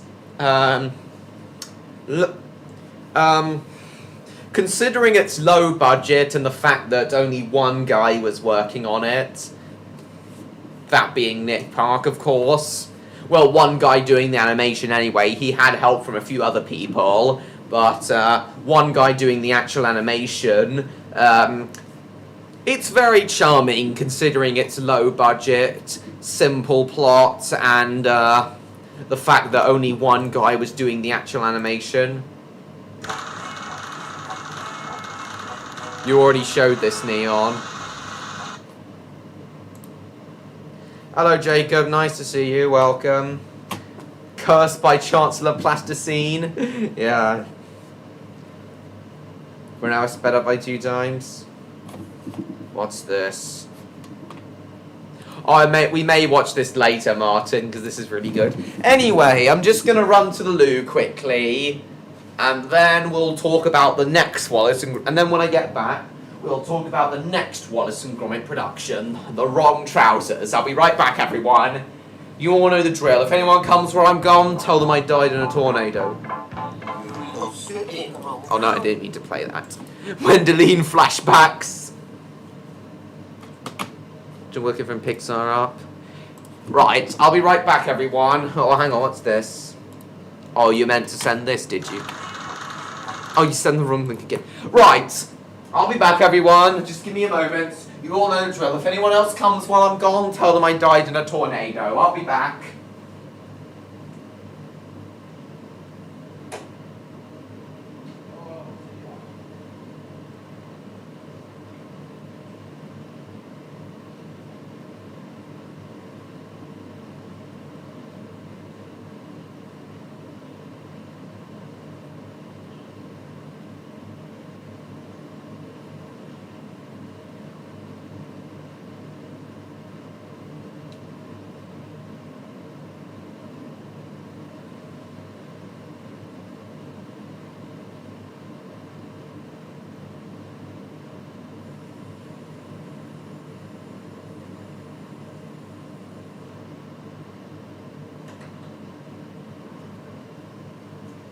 Hang on guys, just let me have some water, then I'll catch up with the chat.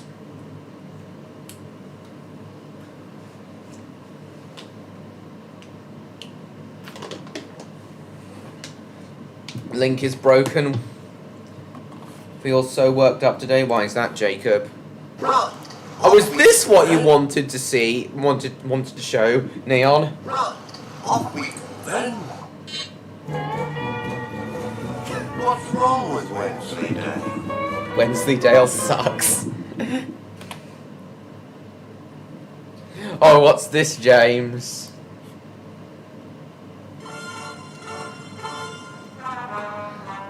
Oh yeah, music's awesome. Hold on, Gromit, hold on!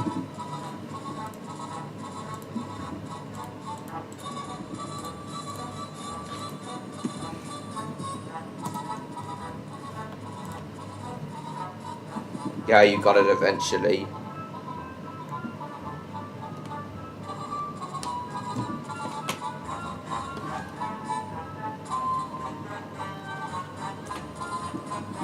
I see, Jacob. Well, this stream should make you feel better. Right then! The next Wallace and Gromit production, the wrong trousers. Or the incorrect trousers, or the sex trousers, I'm sorry.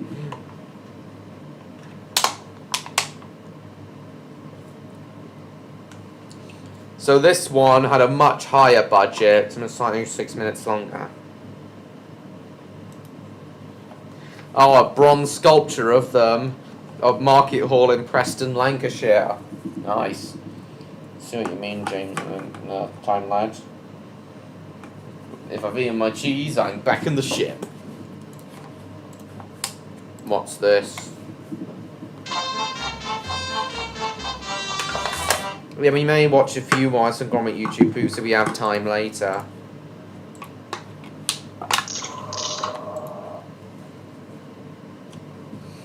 Never invented alternate timeline. She's right. Topic in the house.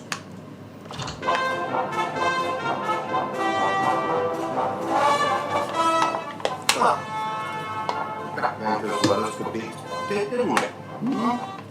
What's age restricted, A. Smith?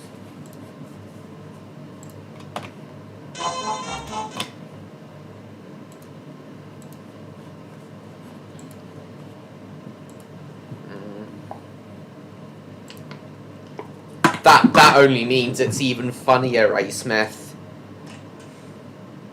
Well, anyway,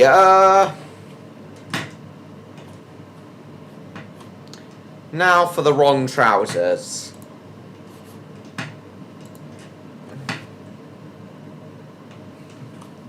So, it was released on Boxing Day 1993.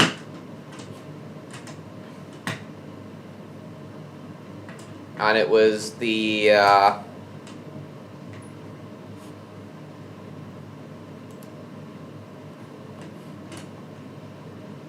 oh, it was 2023 it released. I thought Dawn of the Nugget was 2022. I forgot.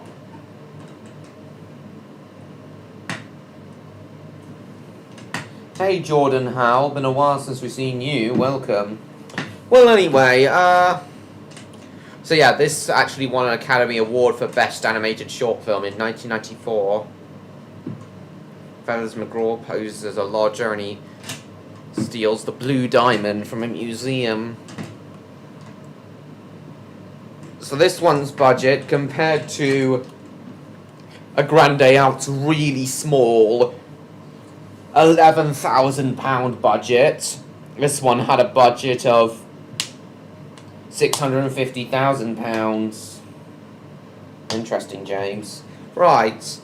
What's 650,000 in today's money? I reckon it would be about 2 million today.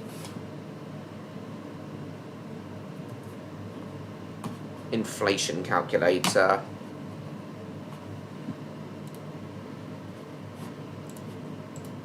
Bum, bum, bum, bum, bum, bum, bum, bum. Yes. Control V.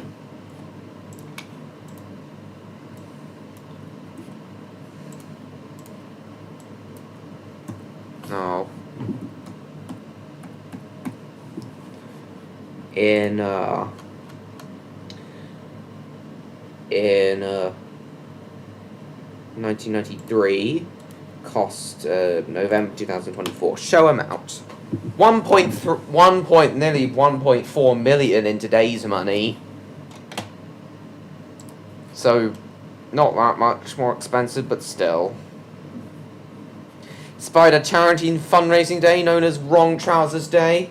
My primary school did Wrong Trousers Day a couple of times.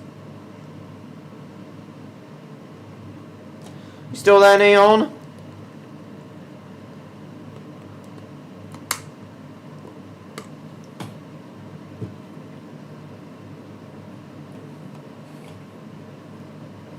Where am I? What's going on? Get me out of these trousers this minute! This isn't funny, Gromit!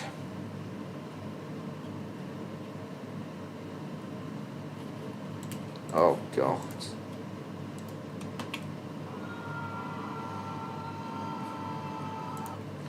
Whatever. Aye. Well, we're talking about Wallace and Gromit right now, Jacob.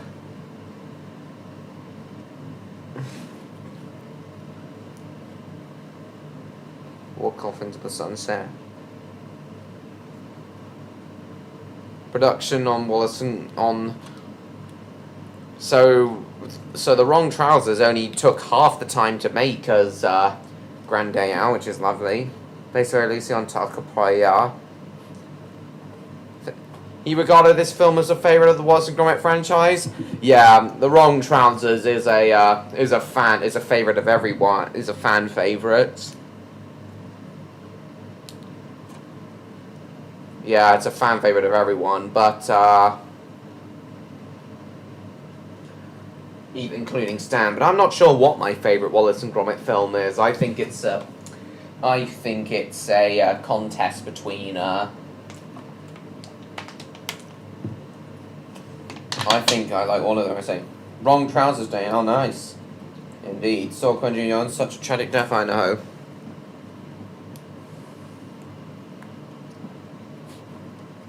Oh no.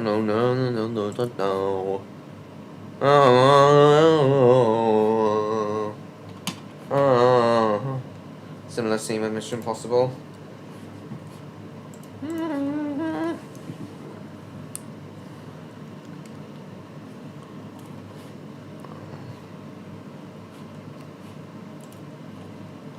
Yeah, the Wrong Trousers did Mission Impossible before Mission Impossible. Powered exoskeletons. First one out of home video? Nah. 18th best British television show. British film institute. Wallace and Gromit isn't a kids franchise. Kids TV villains. Ranked Ferris Gromit as number 1. Yeah, Feathers McGraw. It's between the Wrong Trousers and Curse the Were-Rabbit for you.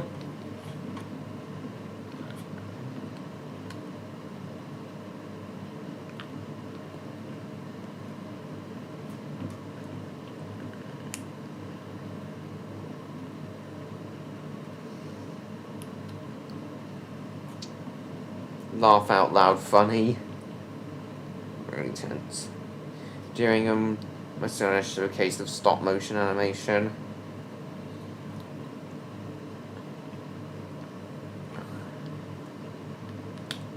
And then it won an Oscar for Best Animated Short Film.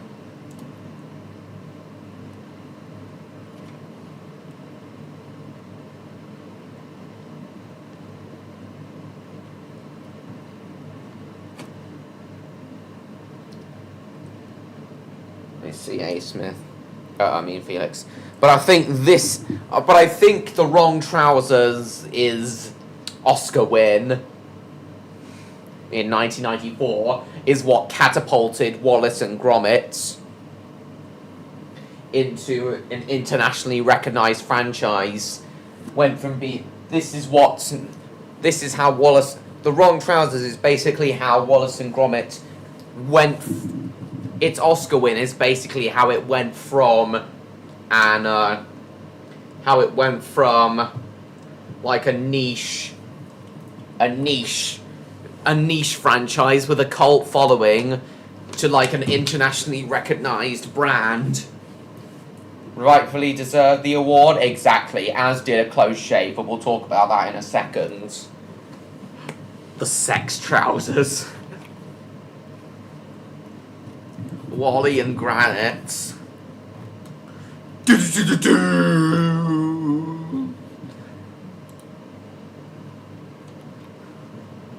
do da da da da do do do do do do do.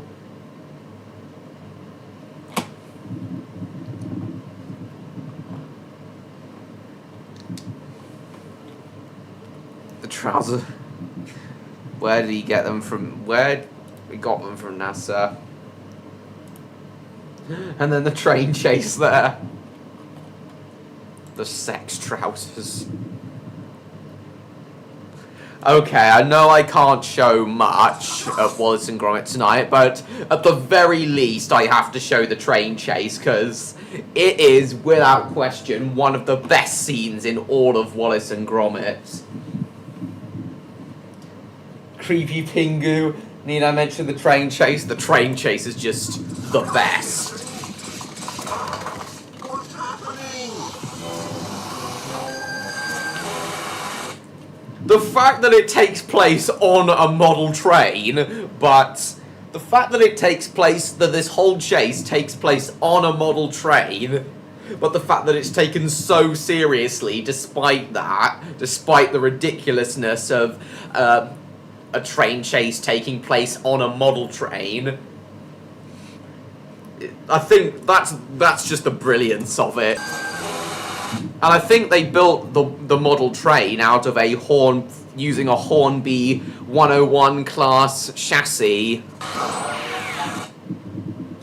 But the train chase itself, or a model of it, the animation is a little bit cleaner and more polished than a Grand Day Out. You can still see a few little finger imprints and marks on it, on all the characters. Oh, Gromit's tail and ears flapping from the turbulence as the train speeds along is a nice bit of attention to detail. They even remembered to add in a bit of motion blur when Wallace gets caught on the train, when Wallace steps onto the train. Why does the line even just end there? The only reason it ends there is so that gag can happen.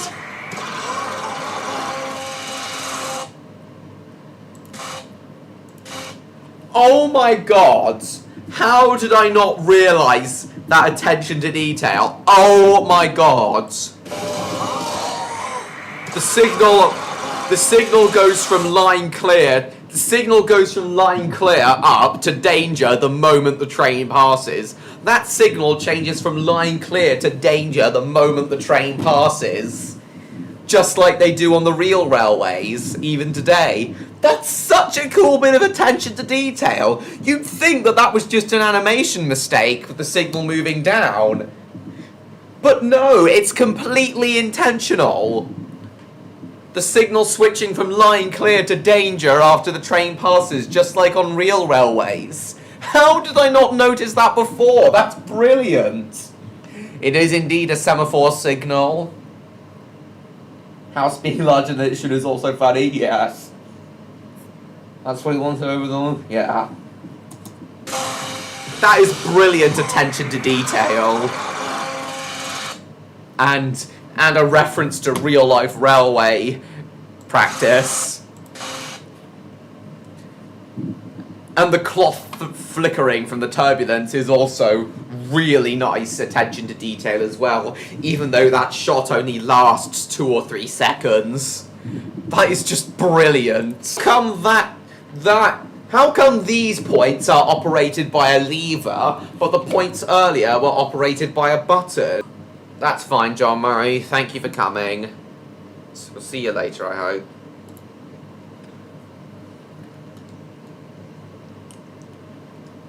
Everything wrong with the wrong trousers. Oh, sod off. I don't want to watch that shite.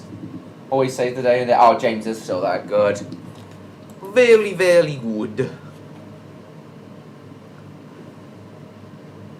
I wonder where Electro and Odd are. Stan should be joining us again at 9 o'clock. 2 to the 1 to the 1 to the E.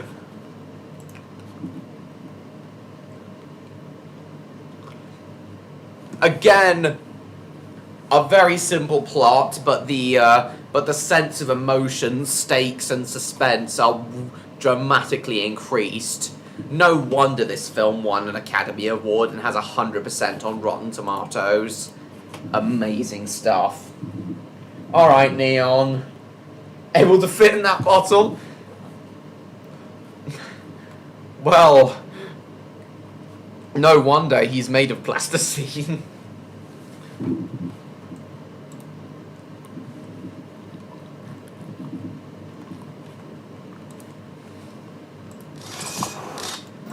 The actual diamond heist itself, despite this being a comedy film, is actually really, really tense, which is helped by sweat on feathers. I did my face reveal for 2,000 subscribers. I said I'd do a face reveal for 2,000 subscribers, and now I'll do it for all my videos. And from next week's stream, guys, I will be doing a webcam. What the hell is crying? Why would he be crying? Oh, that. Got it. Aw, they don't show the part where the tile falls off and Wallace goes through the burglar alarm lasers and sets off the burglar alarm. Why didn't they show the part where the tile falls off and he sets off the burglar alarm? The alarm happens. Where am I? What's going on? Just wanted to show that. Again, I don't want to show too much of this because I don't want this to get... I don't want the stream getting suspended, but... So yeah. The Wrong Trousers was absolutely a huge improvement over A Grand Day Out. Only for legal reasons, I see. What's what game?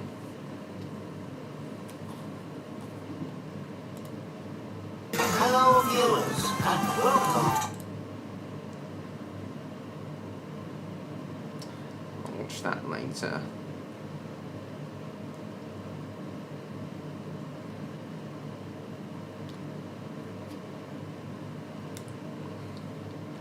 No cheese, Gromit. Calculated Pengy, he is. Hello, Percy Engine. And he's defeated inside because there's no cheese. He gets Vietnam flashbacks simply because there's no cheese.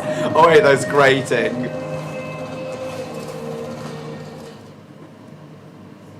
No cheese, right? No shit, Sherlock. Hold on a sec. Asking if Electro and Odd are gonna show up.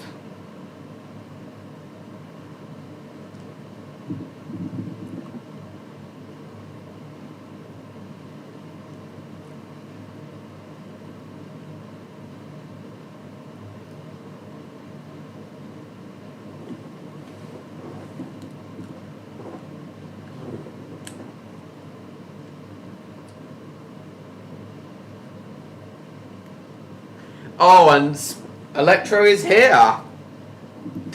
Welcome, Electro. Well, cheese is the best thing to Wallace, anyway. To Wallace, cheese is the best thing. The only two people we really need now are Odd and Stan. And Charcoal as well, is it? It is. Isn't what shocking, Percy Engine? Quoting Wallace when he makes that. PTSD over cheese. Yes. My local village shop for you. Yeah, and rather than walk 5 minutes down to the corner shop to get cheese, Wallace and Gromit build a whole ass rocket to fly to the moon with. Exactly, Neon. Think you're gonna need a ladder, Gromit? Yeah, I know. Brittlcraft. Not a bit in the house. But we're talking about Wallace and Gromit tonight. Wally and Granite. No cheese, Gromit. Not a bit in the house. Still there, Electro?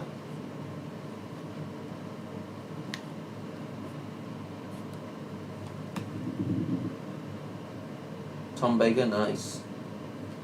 Oh yeah, they did, Neon. They did save Wensleydale Cheese, the Wensleydale Cheese Company, from going bankrupt. A lot of views tonight.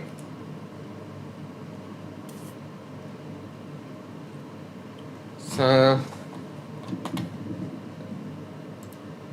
well,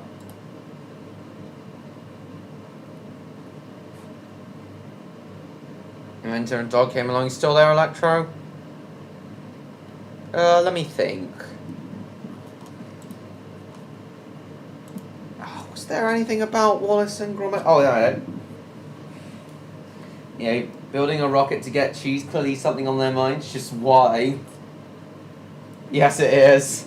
They believe that the moon is made of cheese, and believe it or not, the moon in the Wallace and Gromit world is indeed made of cheese. Exactly, Neon. No, I haven't, A. Smith. Wensleydale? Anyway, Electro, so it's nice to see you. I know you're not the biggest fan of Aardman and Wallace and Gromit, but, like, I know you find Wallace and Gromit a little bit unnerving, but it's really not, Electro. It's really funny and charming. Wallace may have a strange-looking face, but it's really funny and charming. So is there anything else? And I know you're not the biggest fan of stop-motion animation, Electro, but seriously, Wallace and Gromit is really funny and charming, so is there any other reason besides that you're not the biggest fan of Wallace and Gromit? I more or less, honestly, Jordan. Annoying accents. They're not annoying, though. They're nice. Doing a supply with cheese is another. No, I haven't, Felix. I'm not interested in Hotel Transylvania. Right. So I think that's everything, Wallace and Gromit related. JK, good to talk about. Now, let's move on to the next one. 1995's A Close Shave.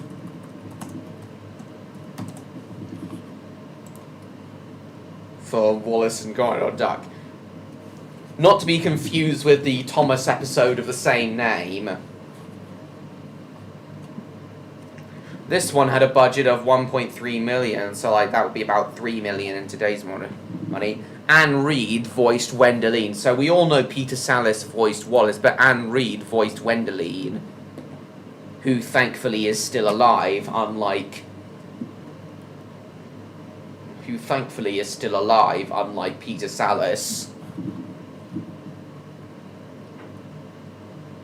Like it complete. Sawing up wood and metal.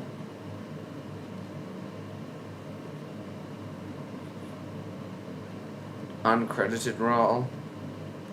She was mainly a television actor before, Is still there, Electro, or are you typing a long message?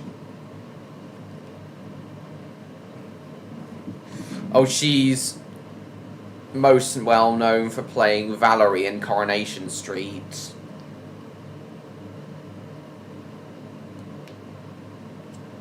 Exactly, Neon.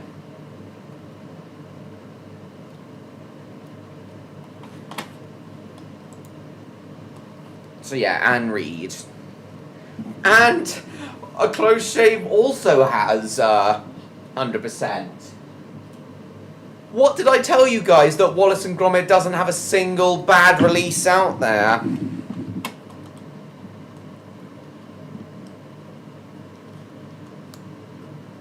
Of course you have Preston the dog. Preston the bottom.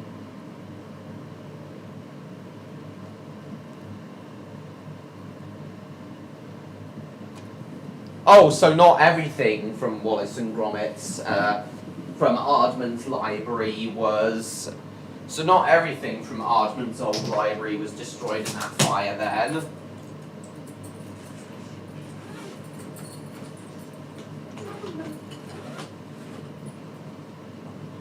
Not everything from Wallace and Gromit's library was, destroyed in that fire then. Are you still there, Electro? Yeah, it is, though it is but like a V2 rocket.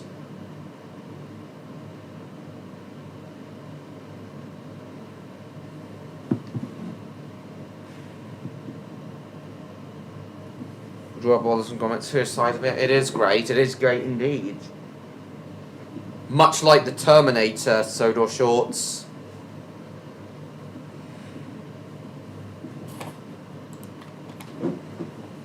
I hope Electro didn't take what I said as like criticism and like him not allowed.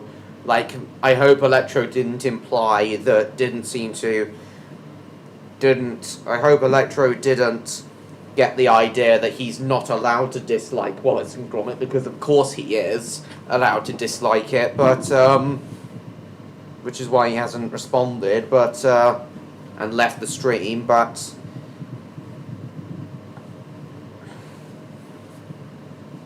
I hope he hasn't gotten that idea, which is why he left, but,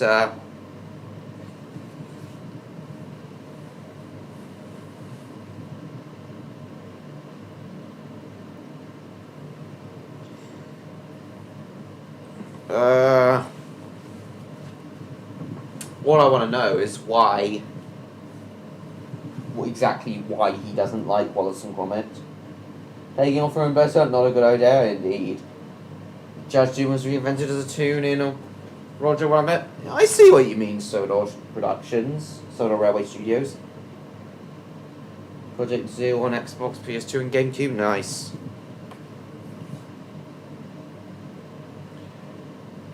And it saw the first appearance of Shaun the Sheep. Made an appearance of Shaun the Sheep.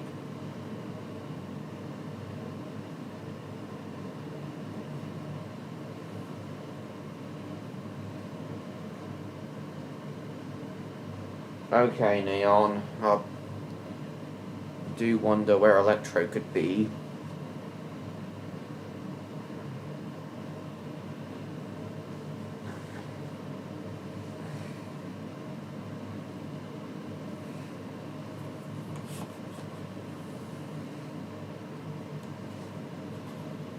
Perfect score.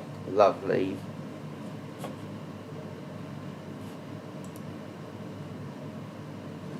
There's no information on Close Shave's production on Wikipedia.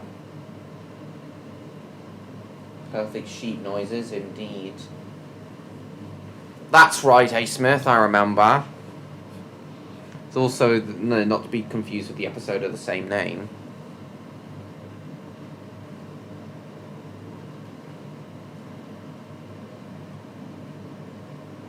Out of the ground.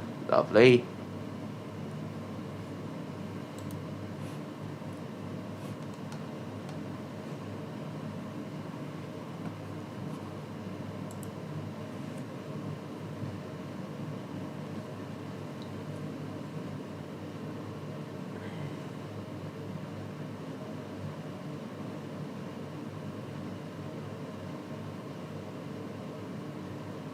Hold on a minute, everyone.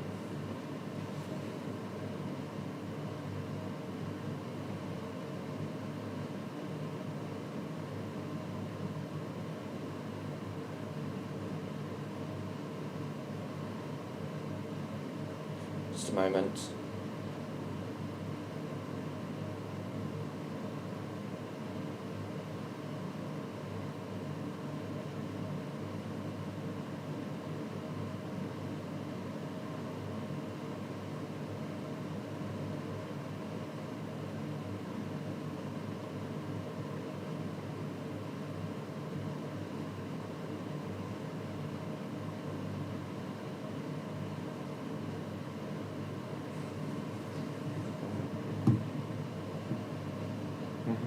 I was saying that you're not allowed to this.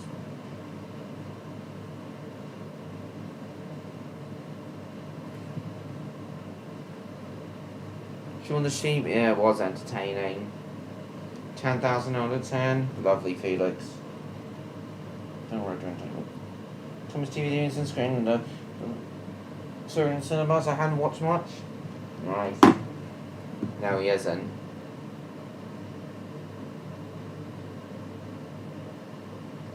Timmy time, I see.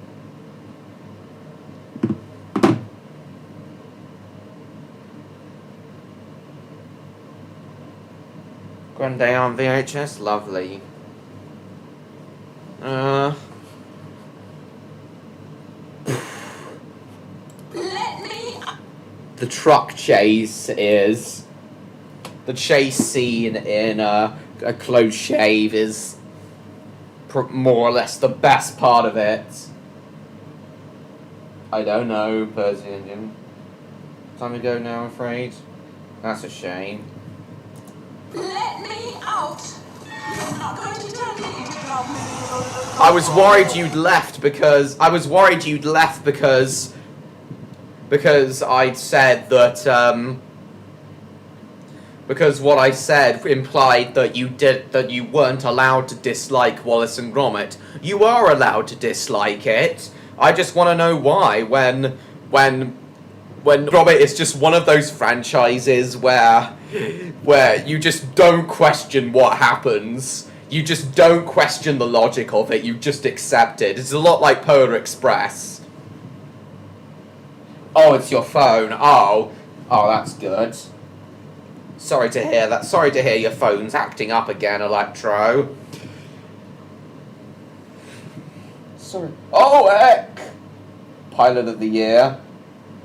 No, I think it's the thing as well. But as I said, Wallace and Gromit is just one of those franchises where the strangest shit happens in every adventure, but you just don't question it, you just accept. See what you mean, A. Smith. Exactly, Neon. Malone, exactly. So at the moment, Jacob, we're talking about every Wallace and Gromit film in order of release. We've already discussed A Grand Day Out and The Wrong Trousers. Now we're on no doubt. Oh dear, Jacob. Grandad dropped his glasses in there. College in November. Nice. Hey, your sister. Well, when MLP fan. Who've trampled Wallace? 23 people. Oh, this stream's a lot more popular. Getting many more views than I thought it would tonight. I wish Odd were here though. I want to know his thoughts on each of the Wallace and Gromit films. No doubt the propeller on Gromit's plane was added in post-production. There was no way they could have done They could have done the propeller in stop motion. Not when it's going at that speed, and not when it's that smooth. The propeller had to have been added in post-production. Rock along with Wallace. They all just make it under the bridge. Wasn't this the same studio that did Flushed Away and Early Man? That's right, Electro, only Flushed Away was CG animated, while Early Man was a stop-motion production. Yeah, while Aardman did a couple of fully CG productions, they are mostly known for stop motion, something they've stuck with since 2012, much to my approval. Aardman Bob the Builder series will be interesting. It would indeed, Jacob. But what I'm delighted about is the fact that Aardman have been contracted by Mattel to do a new Pingu series. I've always thought that a Pingu series animated by Aardman would have been amazing, and now would have been incredible, and now it's finally becoming reality. Yeah, it is. You knew it. But yeah, Aardman are indeed mostly known for Wallace and Gromit. So, Electro, why exactly aren't you the keenest on Wallace and Gromit? Aside from the fact you've never been the keenest on stop motion animation. But I thought you wouldn't find stop motion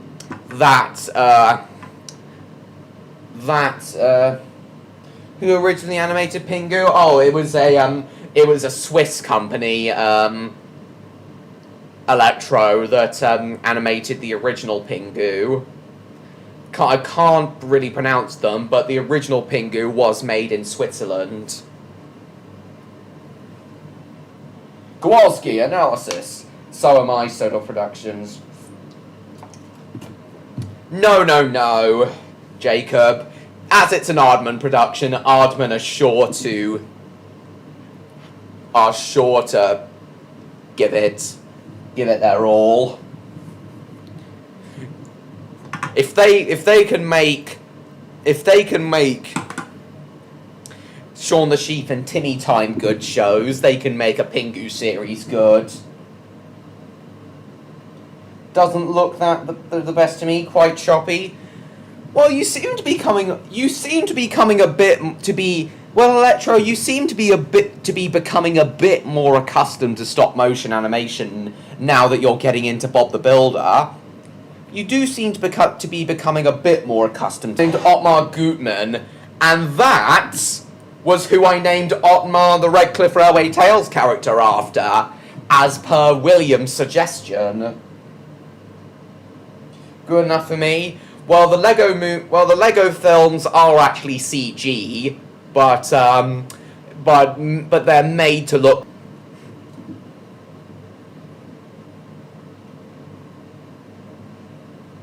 They use clay, it isn't kiddie clay. Super from Madagascar. Quite ambitious after all. Yep. Awesome MLP fan. Also, as I've been saying earlier, even in the later Aardman productions with more polished animation, you've gotta love how there's little fingerprints even on Preston here, on Preston's foot here. That's so good. Hello, Catherine. Lovely to see you. Choppiness involved. Exactly. But I find A Grand Day Out really charming because it was like one guy animating the whole thing. Pygos Group. So it was the Pygos Group that animated it. And then Hot Animations animated seasons 5 and 6. Did that tree just speak Vietnamese? I don't know.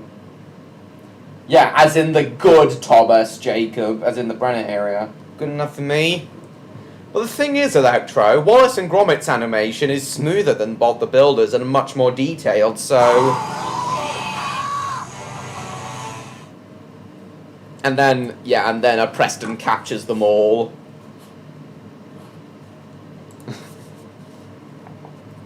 That's my machine! I've got patent pending on that!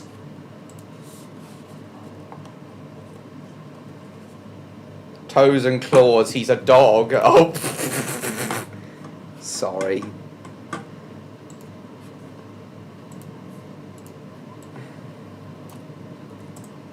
Oh no!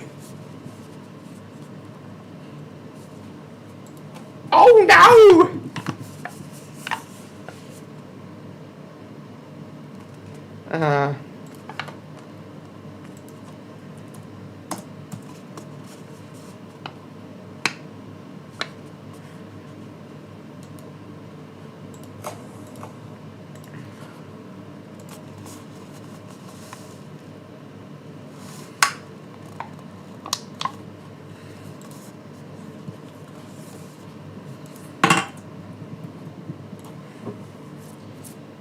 Smooth animation and mouths that look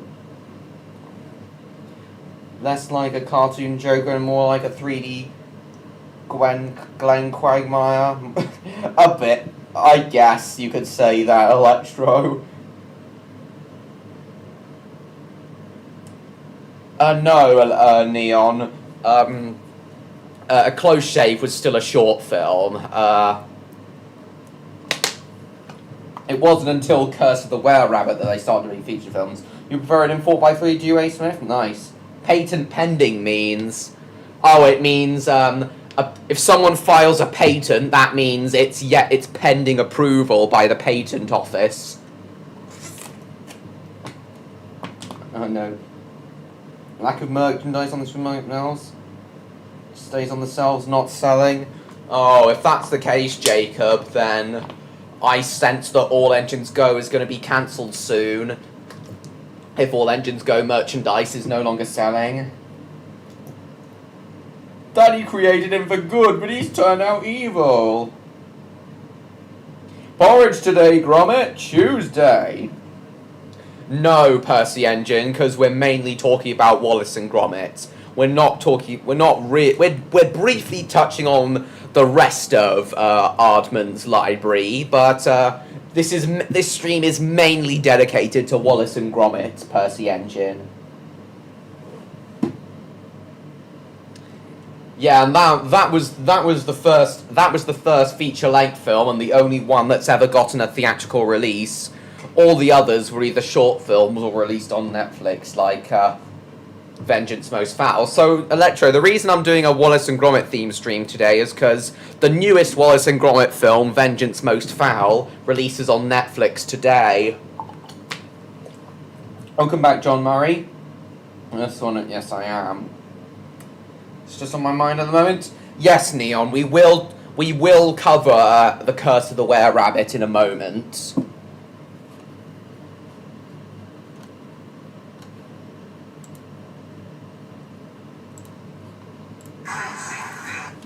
Preston's defeat is all...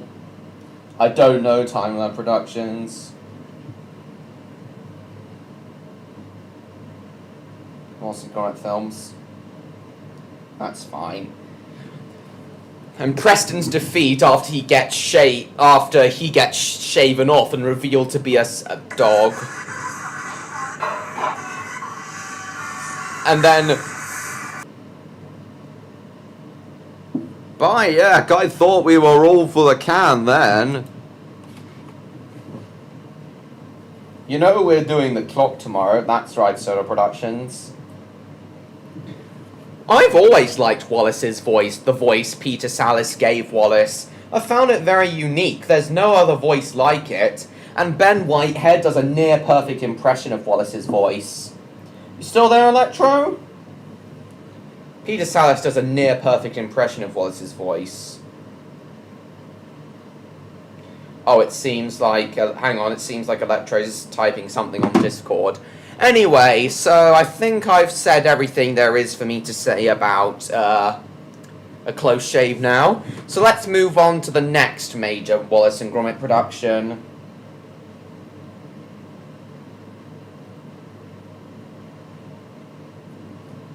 Oh, he sent me something. Electro and Airline watching the final episode of his friends. And truly over. Oh, Electro referencing All Engines Go.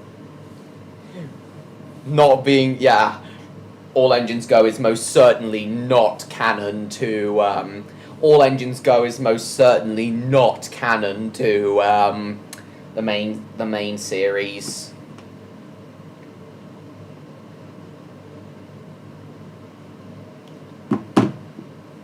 Knuckles approved on the SpongeBob. No. Oh. I know, James. I ought to get in touch with him. Oh, we briefly touched on, what's it called? All Engines Go. But yeah, but this is a Wallace and Gromit stream. This is a Wally and Granite stream. Exactly, Neon. Although he didn't die, Preston gets repaired and gone back to a good dog. Anyway, before we talk about Curse of the Were-Rabbit, which I'm sure most of you were expecting me to talk about next, there was one other major Wallace and Gromit production that was made between a close-shaven Curse of the Were-Rabbit, the Curse of Chops and Plasticine. Wallace and Gromit's Cracking Contraptions.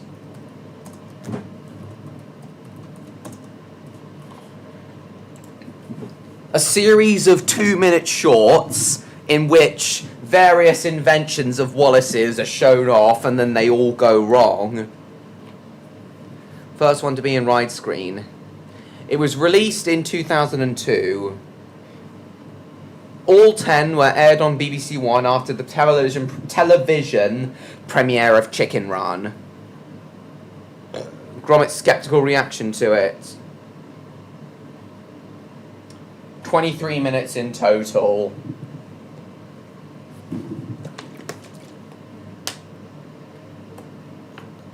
All of them were released on the 15th of October.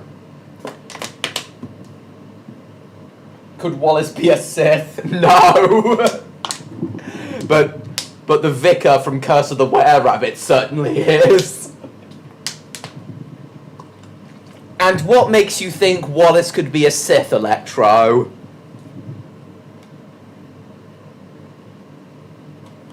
Cool. Well, everyone does Timeline Productions.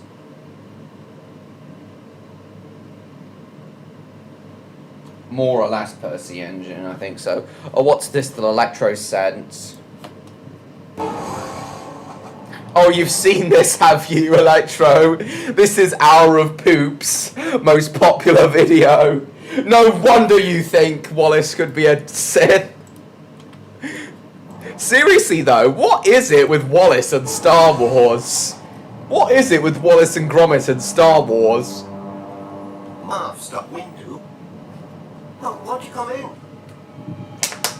We were just about to have some cheese. In the name of the Galactic Senate of the Republic, you're under arrest. Wallace. Not even Wednesday. Not even Wednesday, The Dale. Senate will decide your fate. Versus your back team. Signed up. If not yet. There's no use prevaricating about the bush. Oh God. Eee. This is... It's so well animated. Hour of Poop is so talented. Hour of Poop is without question one of the most talented YouTube poopers out there. Wensleydale? These bank holidays.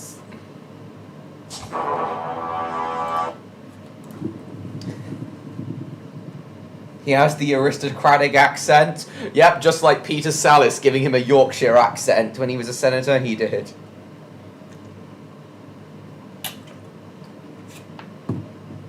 I don't know either, Neil.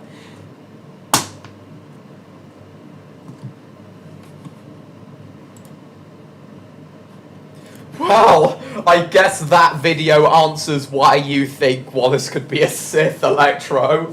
No wonder you think that.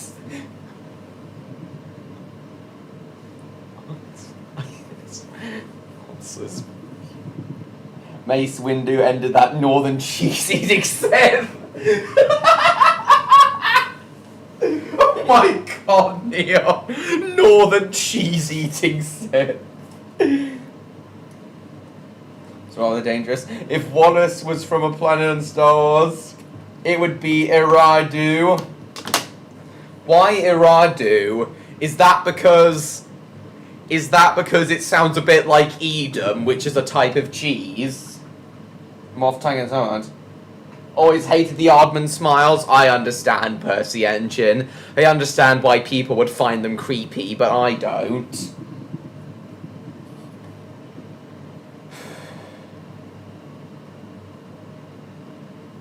But yeah, Wallace and Gromit's Cracking Contraptions. I've seen all 10 of them, and I really like this mini-series.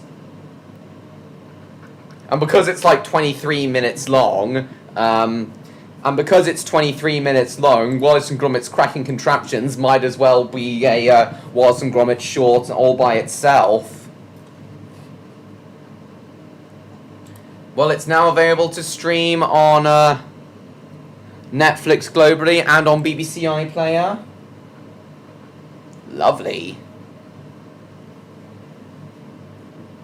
Fanatic and post-population all seen from the Tyrant Doctrine? Well, I see what you mean, Electro. No, not Eden, Edam. With an A-M. Wait, what's this? Wallace in Vietnam. What the hell is this? What the hell is this? Gromit, let that tree just speak Vietnamese. World of Invention. We'll talk about World of Invention in a moment. Oh my god! Jesus! What is this?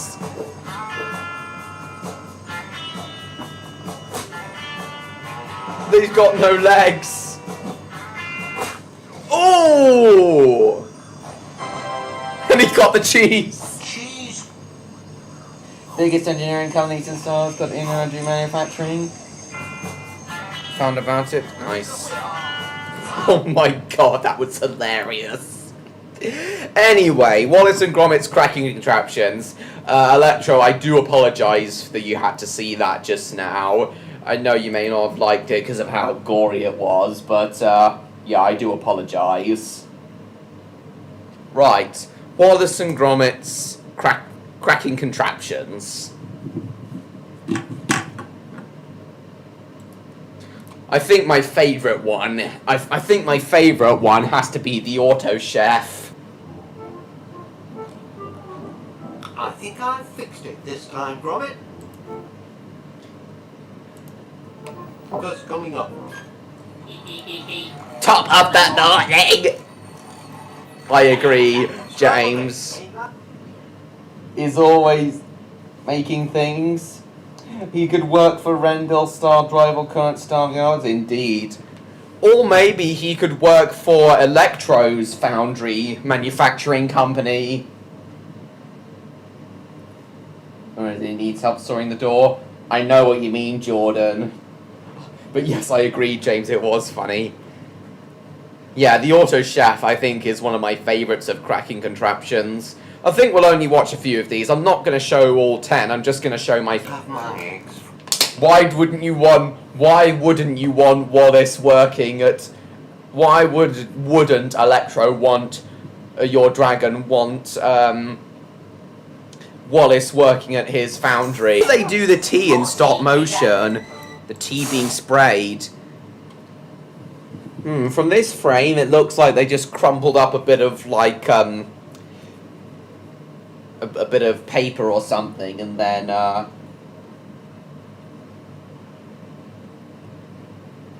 then pull it out of the Auto Chef's nose frame by... Prone to cracking. Almost looks like blood. I do see what you mean. I don't know, the short's awesome, so all right. Right. What else have we got?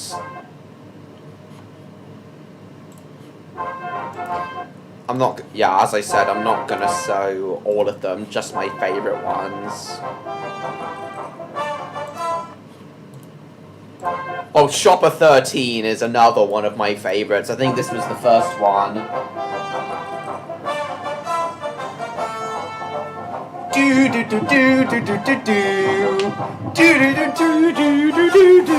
Cheese, or is it poisonous for them?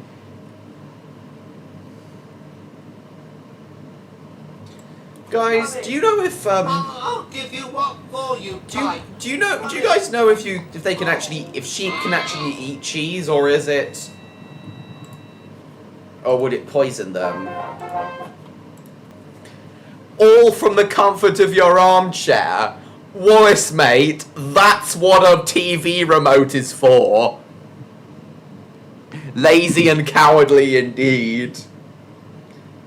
Because of carbohydrates.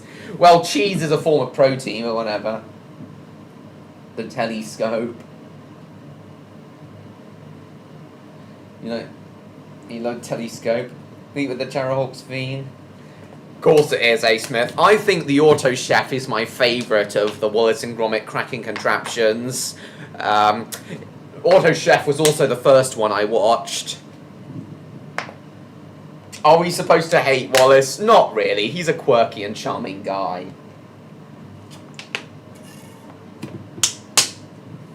Well, at first he lived with Wallace and Gromit, but then I guess they sold him to a farmer.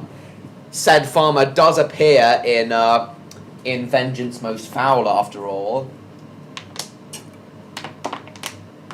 Doesn't matter, Neon. But you're right, Electro. He is a bit lazy. Instead, Wallace builds a complicated invention that does... Idiot! You total idiot! Just use the remote to change the channel! Don't use it as a ball!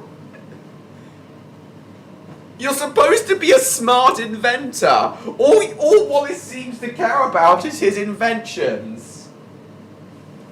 But honestly, this is what I love about Wallace, though. He's really smart with all his inventions and being a scientist and things. This is what I love about Wallace, though. He's really smart, but he's really dumb at the same time. How is that even possible? It's hilarious. When penguins turn. Pure vengeance, pre-vengeance most foul. The chauffeur's McGraw, even though he's behind bars. Gromit is basically all of us. Face palming like that. Curb feelers on the car, I don't know. Something for his life before crime. Don't be a dumbass. As I said, Wallace is somehow extremely dumb, but it... And of course Wallace would want to watch this. A noir/spy program called The Cheese Files. Why would there even be why would a show like this even exist? The Cheese Files. What? A neo-noir spy thing.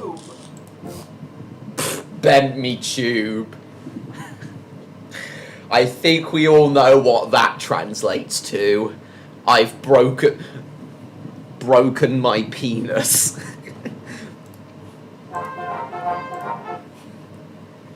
That's also what I love about Wallace and Gromit. The writers find their way. The writers find ways to cleverly work in vulgar humour while still keeping a PG rating. That's what I love. Even Gromit thinks you're a dumbass. Yeah. Parody on the X-Files? Exactly.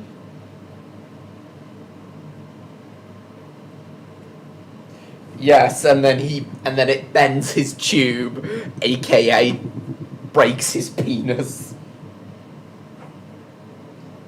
The reason I wasn't going to the collection. Interesting than the Cheese Files? I agree, James.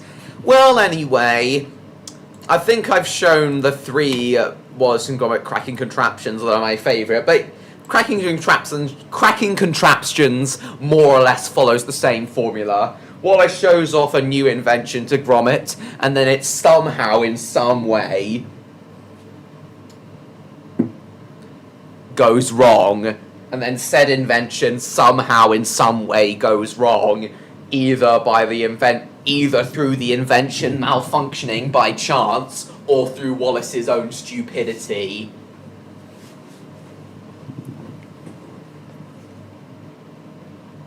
Is like Kitchen Nightmares? That may be possible, but more likely it's about a private detective investigating the theft of cheese. I don't know. Why would a show like that even exist, let alone last for more than one season?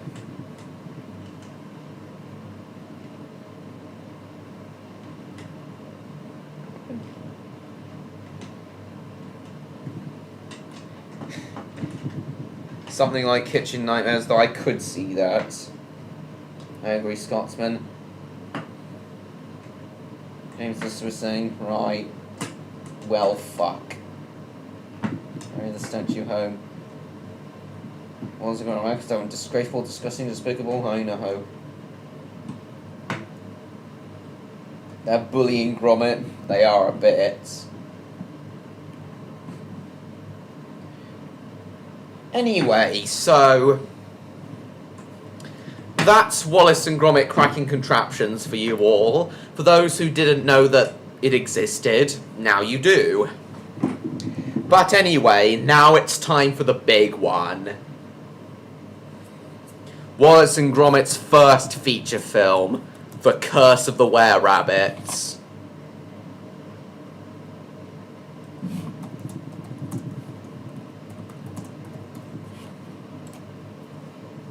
This is the big one. The one that everyone knows about. And Wallace and Gromit's only theatrical release to date. I guess Electro. Tortured on a regular basis. Alright then, John Murray. Fluffles, as in Paella Bakewell's dog, Percy Engine. We will talk about A Matter of Loaf and Death in a second. But first, let's talk about Curse of the Were-Rabbits. It's a parody of classic monster films and Hammer horror films. Hammer Productions Limited. Basically parodies the films of like Hammer Productions, Curse of the Were-Rabbit. Callie and V, I know, all the others young people. Helena Bonham Carter and Ralph Fiennes do amazing voice actors. Before they started in Harry Potter, that's right, Sodor Productions, Lady Tottington. I only watched Curse of the Were-Rabbit for the first time in its entirety on the last weekend before Christmas. I only watched this film for the first time in its entirety before Christmas.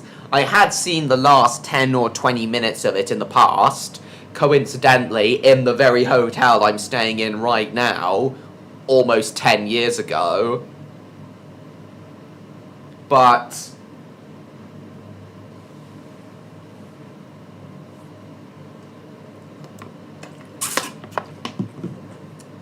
aside from that, I'd only seen clips of the film. It was only very recently that I watched Were-Rabbit in its entirety, from beginning to end. Do exactly as I say, or Fluffles get snuffled. Yeah, we'll talk about A Matter of Loaf and Death in a second. But first, let's talk about Were-Rabbit.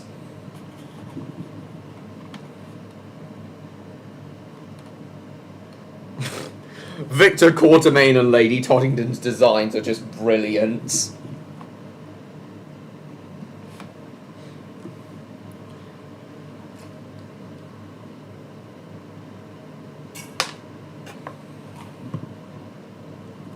Exactly, Solo Productions, he did indeed.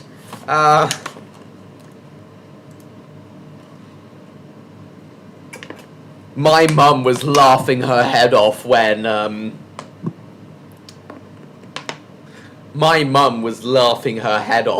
she watched Were-Rabbit, especially at all of the very subtle, vulgar humour.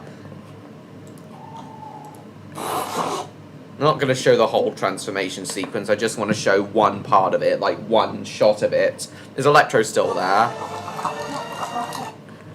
I think this single shot, that single shot took a whole year to animate. Ah, Stan's finally here. Welcome. I think that one shot took a whole year to animate because they had to individually put all those little pieces of fur on frame by frame. So we've been talking about each of the major Wallace and Gromit productions one by one up to now. Stan, starting with A Grand Day Out. We've already covered Wrong Trousers and Close Shave and Cracking Contraptions. Now we're on to Were-Rabbit. So the scene here is where Wallace does the stupidest thing he's ever done. Someone arsing around, which is of course meant to be sound like arsing around. And here in this scene we have the stupidest thing Wallace has ever done.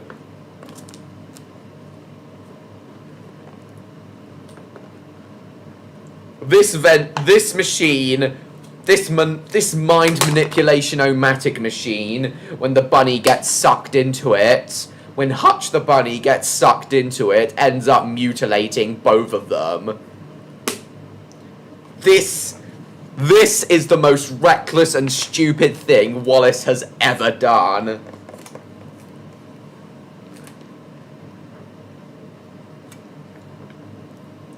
Bendy. You're so right, James. You are so right.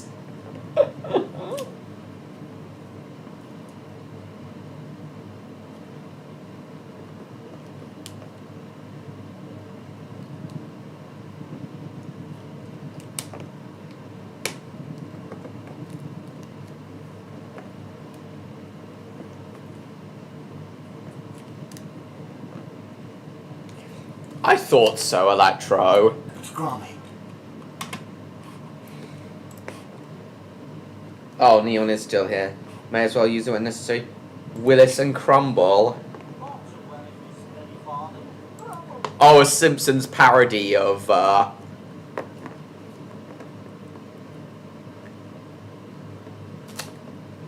Simpsons parody of Wallace and Gromit.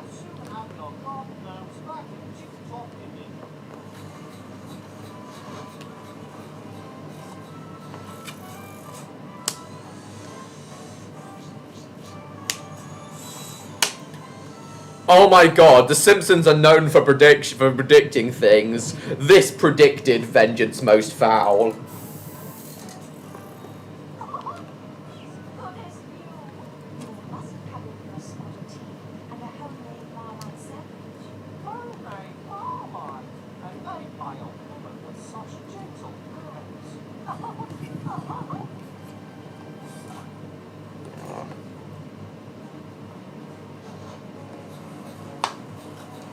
Still there, Stan?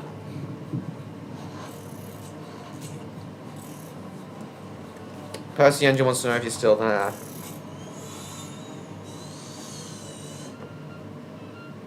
What the heck? What the hell?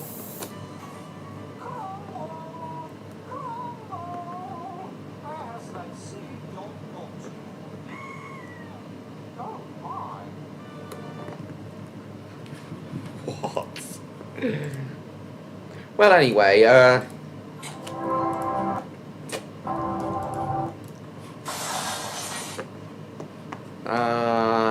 let's see.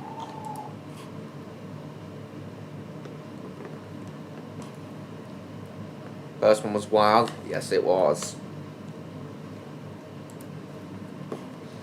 Climax of Were-Rabbit is just hilarious.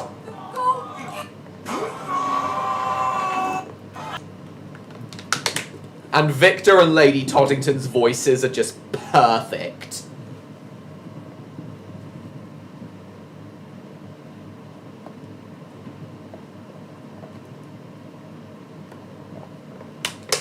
Well, yeah.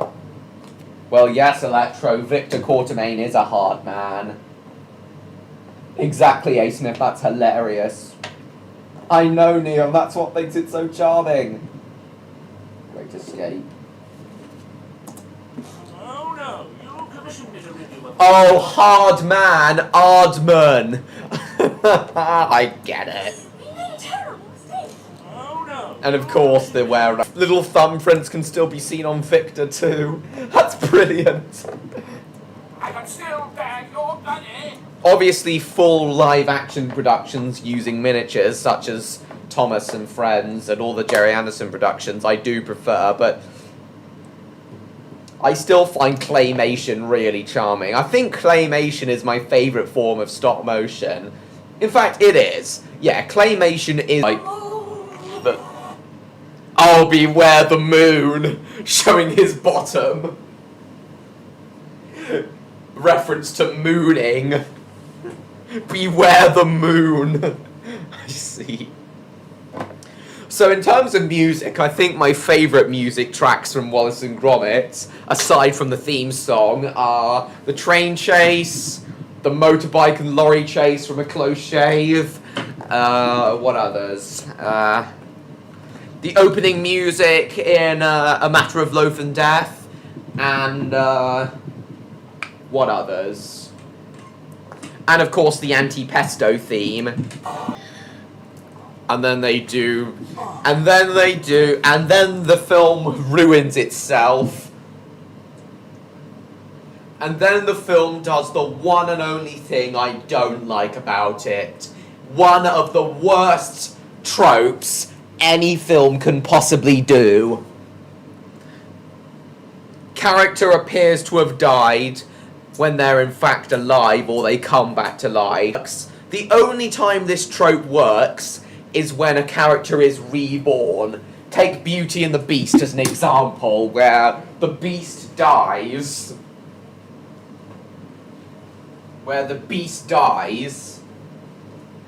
But is reborn as the Prince.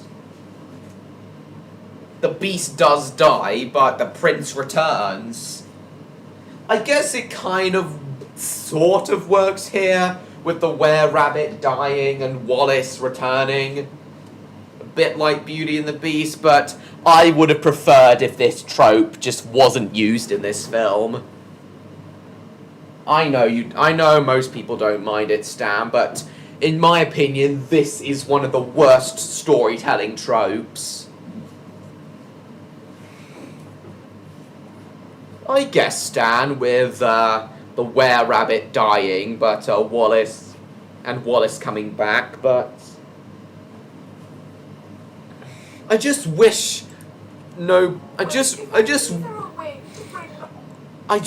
it wasn't played so somberly. I think this scene was originally animated with the Wallace puppet that had the rabbit ears, but they added on Wallace's normal ears in post-production. Fool the mob outside. I haven't really heard it though, Neon. Poor now. Unless I know, Martin. I have a little proposal for you, Wallace. Said proposal isn't them being married, it's turning the grounds of Tottington Hall into a bunny sanctuary, which I think is a great way to end it. I know, James. That's hilarious. It's only on the screen for a split second, but it's awesome. Well, anyway, we still have 3 more major Wallace and Gromit productions to cover.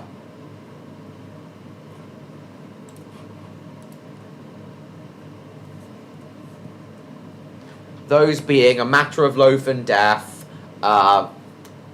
World of Invention, and of course, Vengeance Most Foul. We'll start with A Matter of Loaf and Death.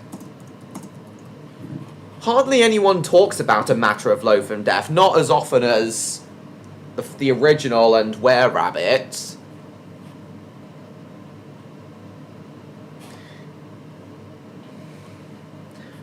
Paella Bakewell's a pretty strong villain.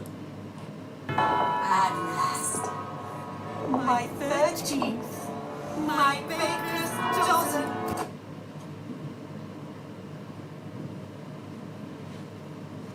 Again, like the previous shorts, it's a very simple plot, but it works so well.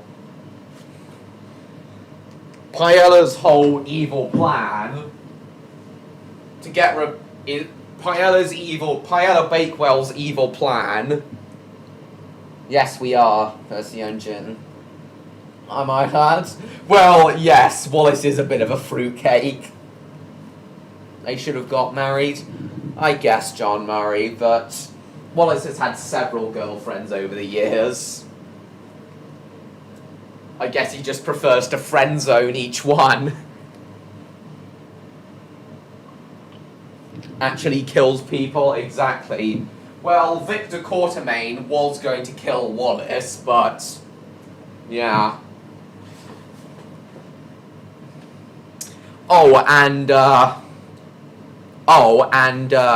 Of course Preston did plan on murdering Wendeline and Wallace along with all those other sheep, but I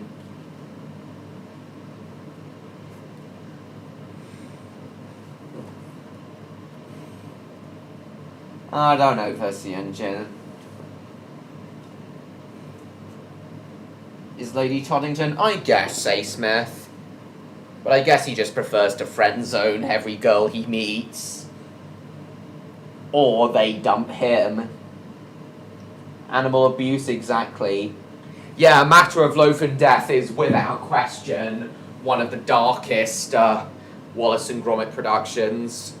Because unlike the previous films where all the villains tried to kill people but failed, Paella actually succeeds in murdering people 12 times. She is without question one of the darkest villains in the franchise, arguably even darker than Feathers, McGraw and Preston. Another one question? I'd want Fluffles. I think Fluffles should return in a future Wallace and Gromit production. My 13th. My baker's dozen. But as I was saying, Paella's evil plan to get revenge on the bakers. Basically, she ate too much, and then eventually she was ditched as she couldn't ride the balloon anymore. She used to be a commercial star, but not anymore, because she blames bakers for ruining her career and feeding her so much. And now she wants to kill 13 so her plan is to kill 13 bakers to get revenge on them and get her baker's dozen. Because an actual dozen is like obviously 12, but a baker's dozen is 13. Because I guess bakers just add an extra one in on top of a dozen for luck. Even though 13 is supposed to be an unlucky number, but that's something I don't believe in. If bakers think that 13 is a lucky number, then that's good for them, I suppose. But yes, a baker's dozen is 13 because it's an actual dozen plus an extra one for luck.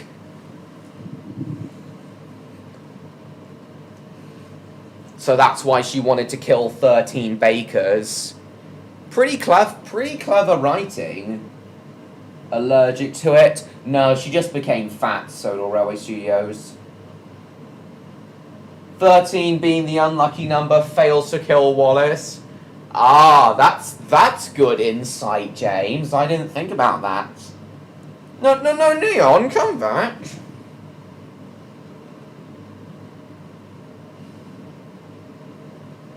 I don't...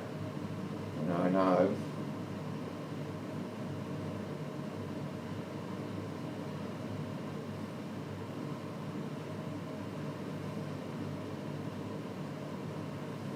Just a sec, everyone.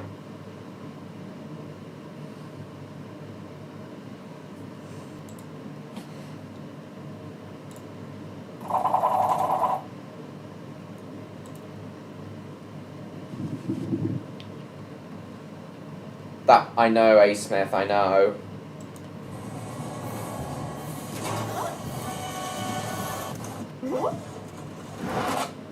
This scene here is so awesome. With Fluffles using the forklift.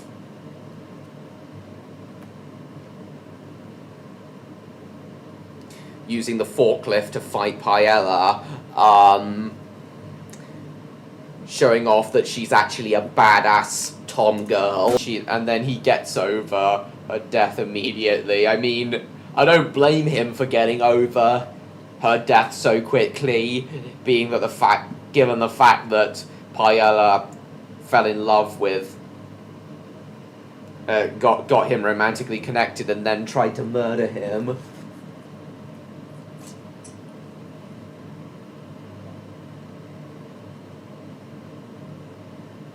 Don't talk to Lieutenant Trans when he had the bomb in his pants.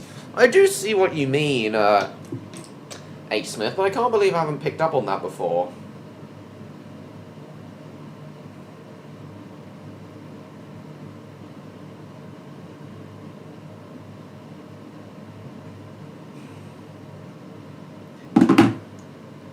And there it is. Well, both the model of it and in canon it was repurposed, obviously. But yeah, it's a cute ending. Nice to see that Fluffles joined them in the bread business permanently, but it would have been great if she returned at some point. Anyway, so after this, Wallace and Gromit, after 2008's A Matter of Life and Death, Wallace and Gromit only appeared in a few, like, commercials and things, adverts. Then, of course, they had the, Wallace and Gromit's World of Invention, the intro to which I showed at the start of this stream. An Austin van. Seen one in real life, have you, Neon? Nice. So, Wallace and Gromit's World of Invention was another mini-series they did. But this time it was a series of 6 23-minute episodes where Wallace and Gromit look into real-life inventions akin to their own inventions. And they also look into real-life things. So there's 6 episodes. Which, let's meet a man who uses wind in an unusual but rather more tasteful way. Wind. I don't have too much to say about, I don't have too much to say about,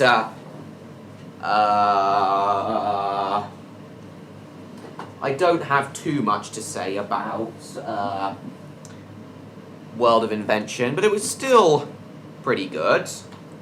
And there was even an online game and a competition that was held to coincide with it, an online, like, game. And there was even a competition for inventors all over the country to submit their ideas. Wait, for inventions. Going per now, Levco? Well, thanks for coming. See you next week. It existed. Well, hard man. Oh, hang on a sec. Briefly returning to A Matter of Loaf and Death, I did want to show this as well. Just want to briefly return to A Matter of Loaf and Death. Behind the scene, just want to show this behind the scenes of it, how they donut get it, how they did it. This is on the A Matter of Loaf and Death DVD as well. Oh, hello. Wallace and Gromit back in a new adventure. There's Nick Park. Oh, hello. Wallace and Gromit back in a new adventure. Traditional bakery. This time they're into baking. Murder mystery. A bread-based murder mystery. Bread-based murder mystery. My favourite joke from A Matter of Loaf and Death has got to be, I'm in bread myself. In bread, inbred. Bread-based murder mystery. Me and Kelly prove. Kind of a whodunit. Who donut? Kind of a whodunit. So, There's the miniature set. kind of a whodunit. So, Using the sky backdrop. using the actual sky backdrop as opposed to the behind the scenes of Vengeance Most Foul, where they used a just used a green/blue screen. Honestly, I think it's just less work and easier to do like a matte painting/sky backdrop rather than do it on a blue screen, then add the backdrop in post-production. Questionable pun. Master of Loaf and Death, how they donuts. Questionable pun indeed.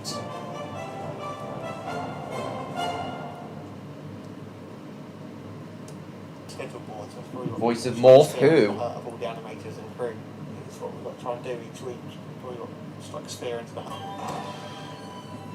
This is actually the schedule boards. That's probably what just like a sphere into the heart of all the animators and crew. It's what we've got to try and do each week. So alongside we've got the days of the week.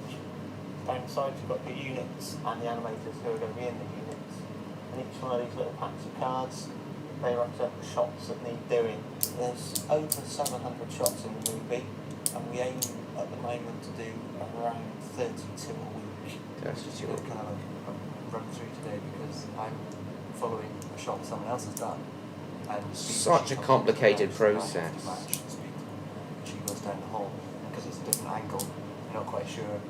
Well, that's a clever way to do it, like keep the legs out of frame. She goes down the hole because it's a different angle. You're not quite sure what speed's going to look right. This is part of the sequence I'm doing. Gromit's coming That in is from out of the rain. doing done on a blue It's screen. going to turn the purse to Piana and knock on the door.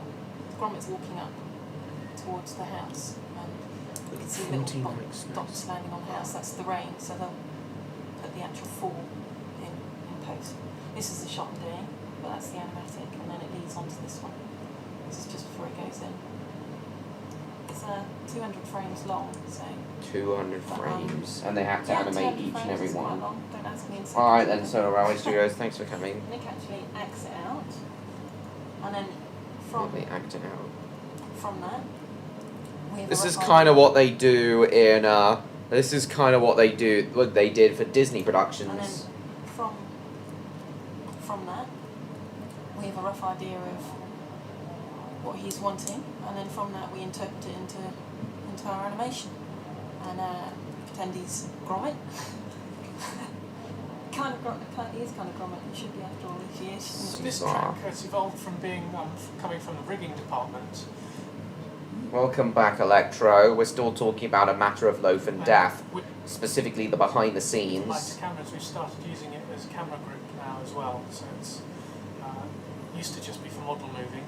Earlier on in the film, it was used for moving some houses in the background of Gromit driving down the street. So we have Gromit static and the houses moving on this same rig. Now it's being used for the camera. Here, Gromit, take the wheel! The motion control unit over there is called the flare, and that basically controls any sort of tracking, panning, focus pulls that we do on the shoot.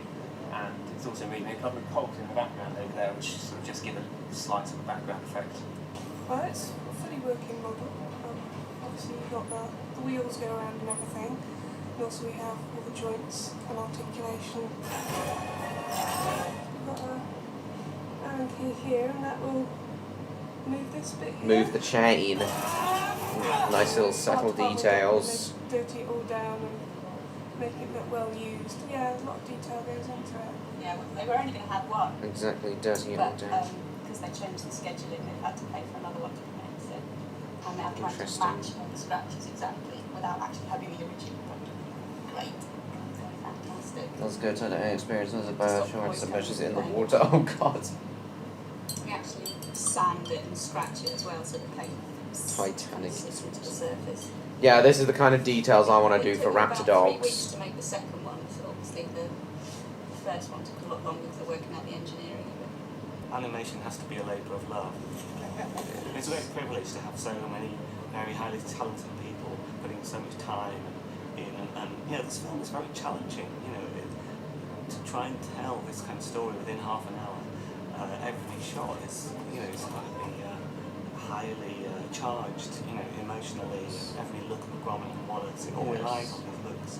I see that a lot of work goes into every single... No, not every single scene, every single frame, Electro. That's necessary for stop motion. You have to do... It has to be done frame by frame.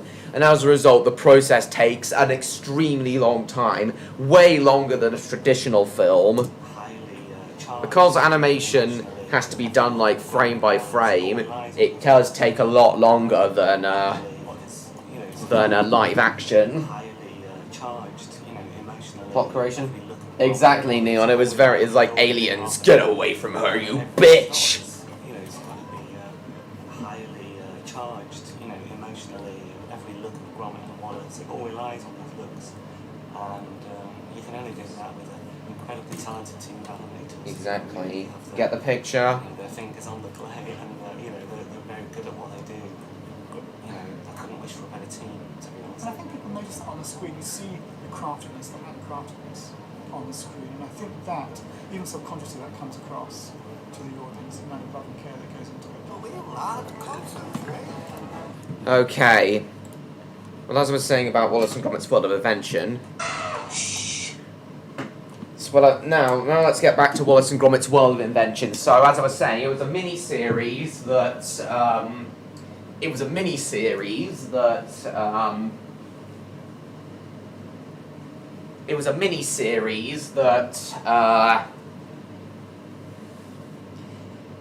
hats off to those animators. Here, Neon. So World of Invention was a,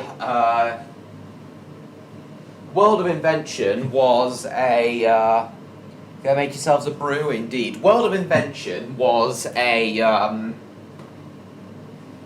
6-part mini-series where Wallace and Gromit had a look at real-life inventions from other people from around the world.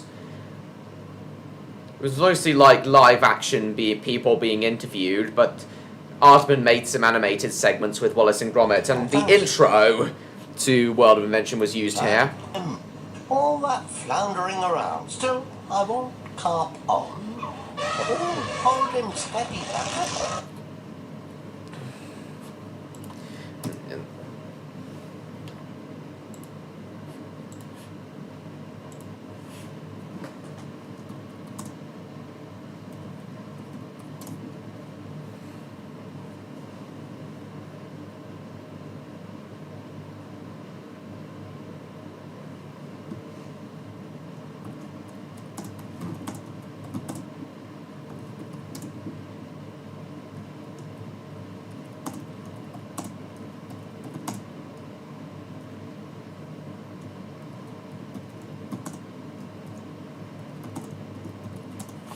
We'll talk about.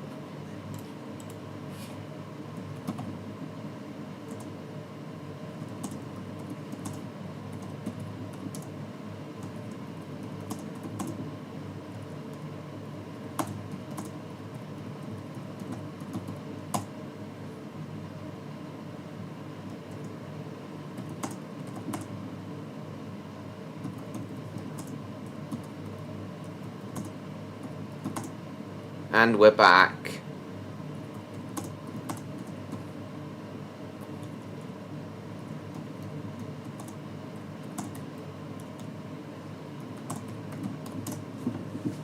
The documentary wasn't safe. No, that only occurred when it happened. Guess we can't talk much about World of Invention then, because that seems to be pretty copyright sensitive. I thought all the others would be copyright sensitive, but obviously not.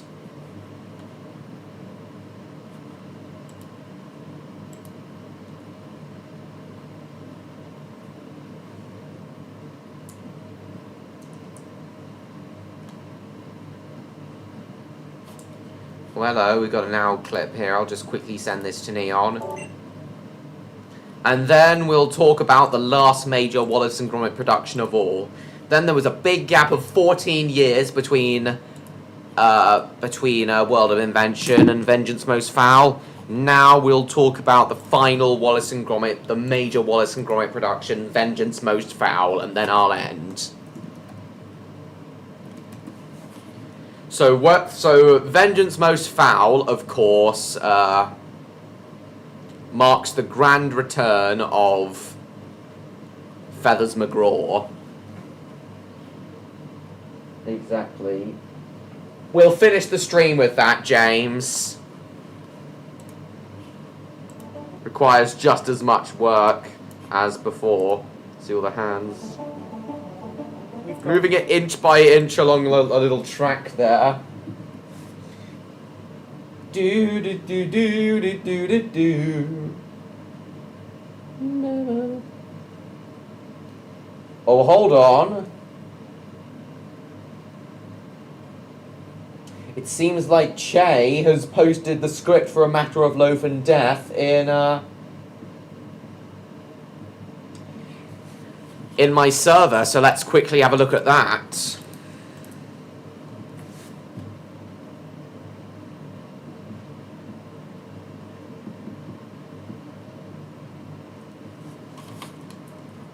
I gotta see this.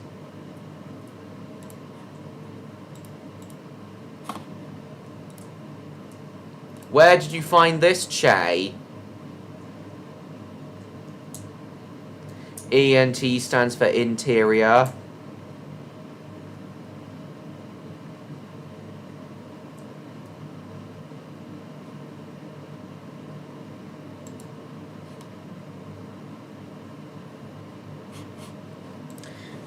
I guess this is good reference for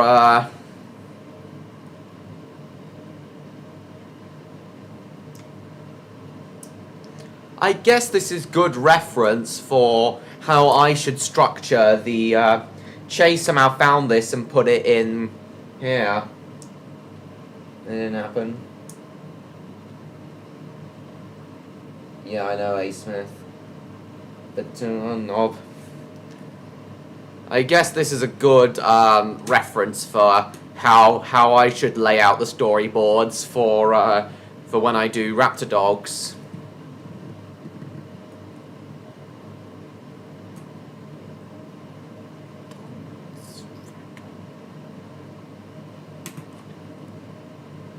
Wallace.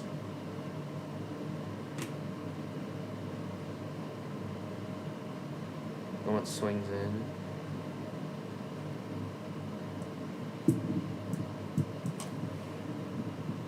Needs a tidy.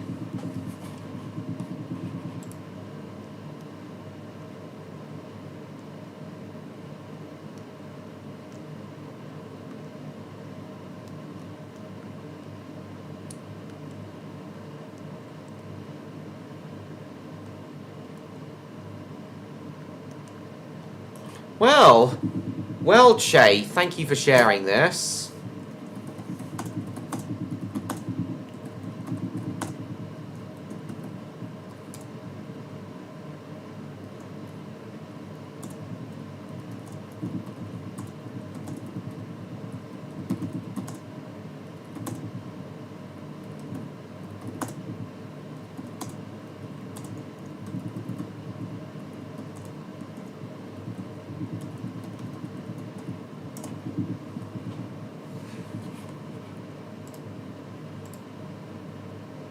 Neon responded with an owl emoji.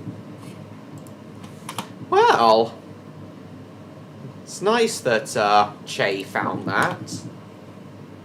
Anyway, let's talk about Vengeance Most Foul. Yeah, Ben Whitehead. Very sadly, Peter Sallis died in 2017, and somehow Paella's still alive in that call, but I guess it's not canon. Oh, and Lady Tottington returned in a Wallace and Gromit DFS commercial. That's incredible.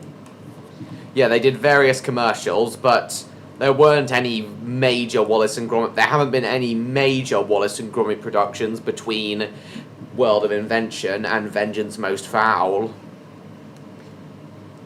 So with Vengeance Most Foul releasing on Netflix today, I thought this could not be a better time to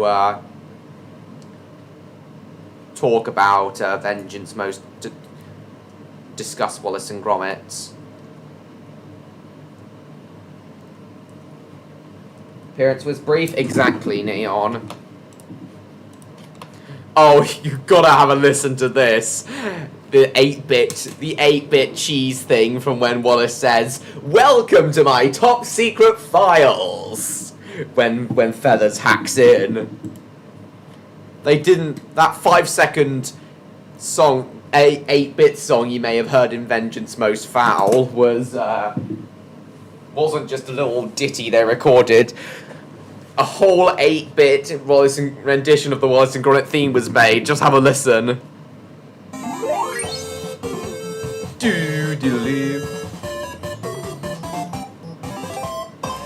No, Paella didn't appear in, No, Lady Toddington didn't appear in Vengeance Most Foul. You may be getting confused with Officer Mukachi.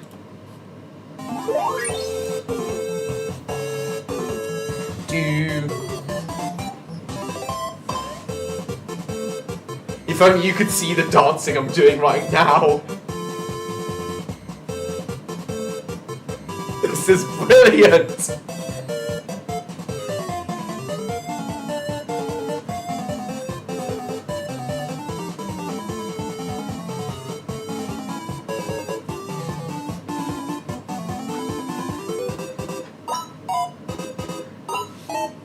They went through the effort to do this. This is amazing.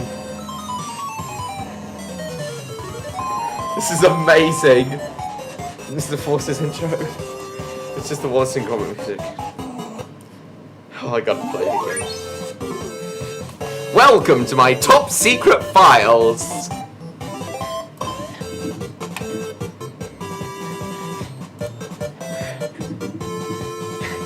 Do do do do do do do do.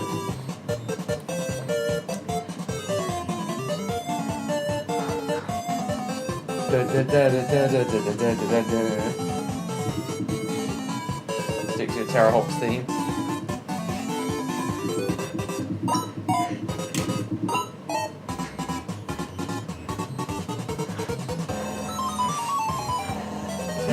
This is brilliant.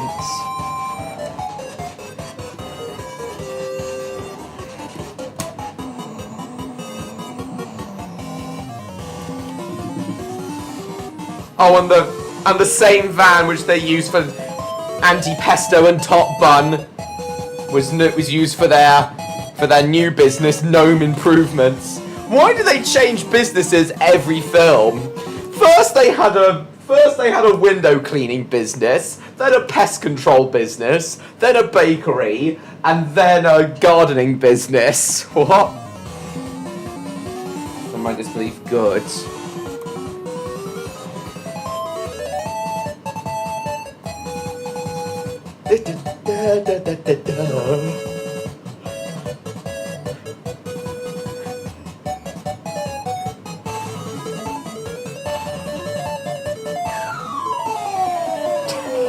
Game over.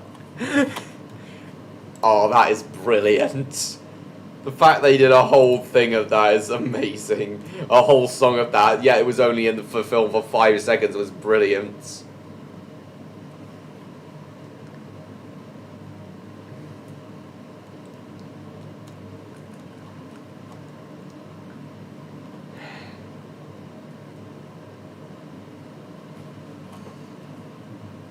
Until it lost its wheels, yes, and became gnome powered. Da da da da da da da da. Good grief! It's you again.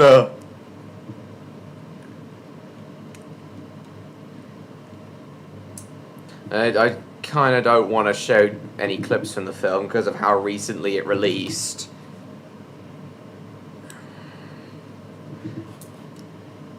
That valley set. I just want to show this valley set though.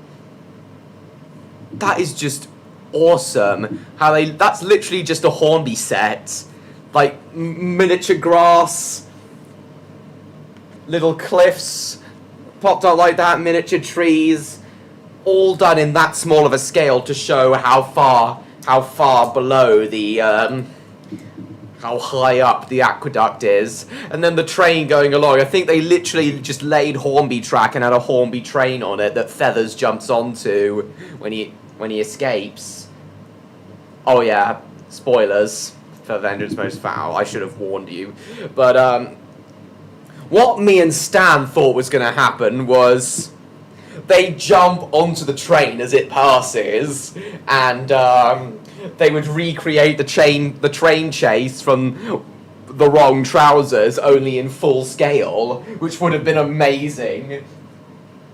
Even if they weren't going to do that, what does Electro? Even if they weren't going to do that, they could have at the very least used a locomotive that resembled Wallace's model train. The model train from the Wrong Trousers. That would have been an awesome callback to the Wrong Trousers if it was a full-scale version of the model locomotive they chased each other on through Wallace's house. Oh, the aqueduct. Alright then, Electro. But anyway, it's also clearly a heritage line that Feathers escaped on, because A, it's a steam train that passed under, and B, I noticed some old-style speedboards, like an old-style 25-mile-an-hour speedboard. So yeah, that's clearly a heritage train Feathers escaped on. If it was only doing 25 miles an hour and it was a steam train. Because most heritage railways in this country are only allowed to get up to 25 miles an hour. But yeah, at the very least, they should have used a locomotive that resembled the one Wallace had in his house that they chased each other on, that, as opposed to a J72. PGI in a bit. So the aqueduct itself was CGI in wide shots for some reason, because they somehow thought it would be better to do it in CGI. But for close-up shots, they did build a model of the viaduct to do it with.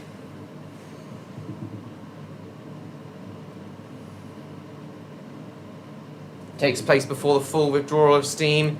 Nah, I like to think Wallace and Gromit takes place in the present day, and the line they went over was just the aqueduct goes over as just a heritage railway.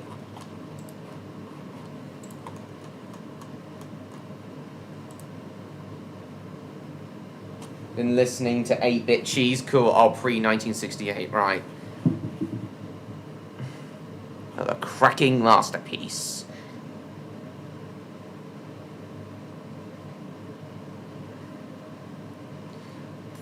We won't watch Animat's review of it, even though it was only uploaded 3 hours ago.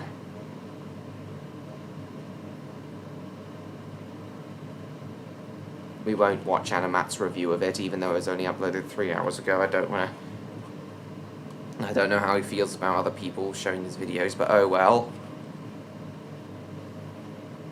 But anyway, now that yeah, a lot of callbacks, including the motorbike from A Close Shave. I was elated when I saw the motorbike from A Close Shave make a return in Vengeance Most Foul.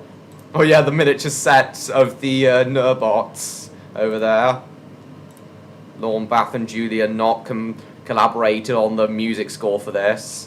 Oh, they did. Oh, they're even using matte paintings in Vengeance Most Foul. They're not resorting entirely to blue screens in Vengeance Most Foul, it seems. They are using matte paintings here, it seems, like through the windows there. Still there, Electro? I was excited too, A. Smith. But it was a green screen. That was a green screen miniature set, though. Better than doing it fully animated, though. Anything beats that. This certainly beats CG animated, though. Oh, a huge set with all the gnomes around this bit. Oh, it's incredible. Well, guys, all I can say is now that now that Vengeance Most Foul is available to view on Netflix and BBC iPlayer, you guys have no excuse not to watch it. Please, please, please give Vengeance Most Foul a watch as soon as you can if you haven't seen it already. I promise you'll love it. You will not regret it. I promise you guys won't regret watching Vengeance Most Foul. So please do so. If and when you can.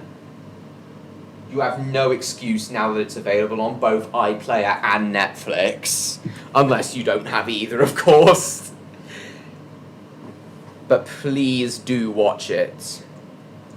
Indeed, Neon, it is nice. Physical ones, not digital ones. You already watched it twice? Nice.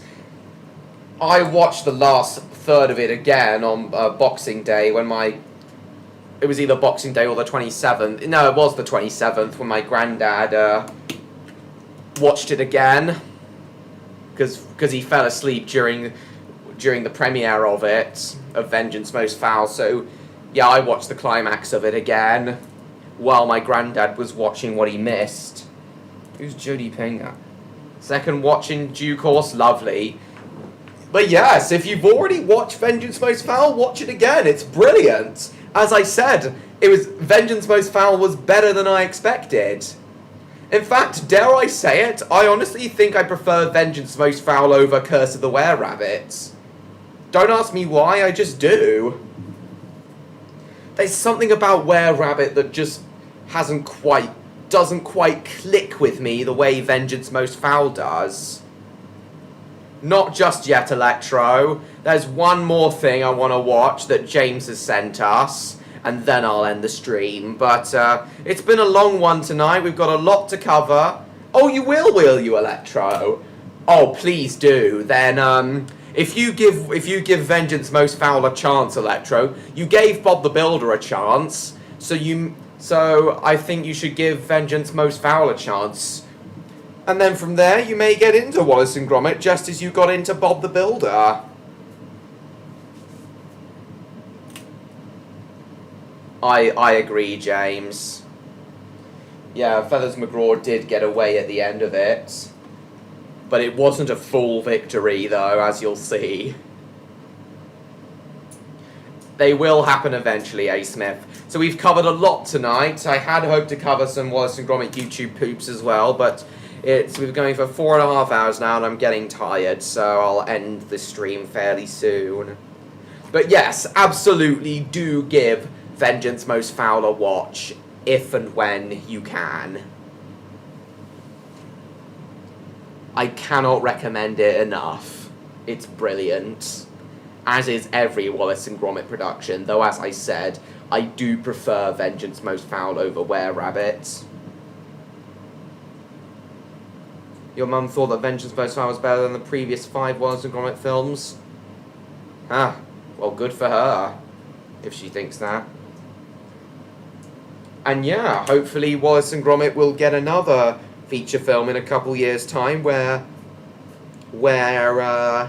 Feathers makes a reappearance and they capture him and imprison him for real this time, and hopefully that chase I proposed on a full-scale version of the train chase complete with the iconic music will happen, with a full-scale version of the locomotive from The Wrong Trousers pulling the train.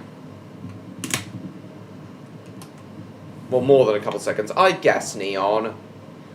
But anyway, guys, let's finish this stream with The Right Trousers, a live-action parody of Wallace and Gromit. So, Lenny Henry as Wallace. And Lenny Henry as Gromit. Yeah, James wanted us to watch this. Oh. Preston and Feathers McGraw teaming up.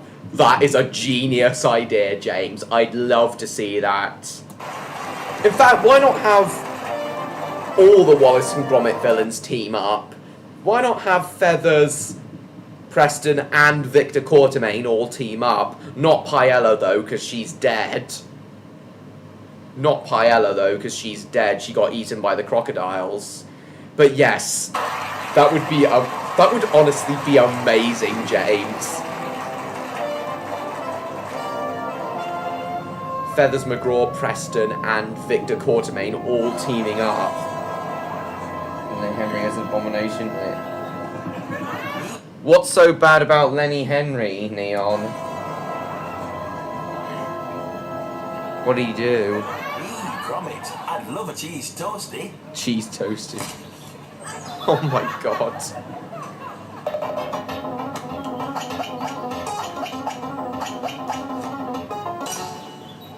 To the phone.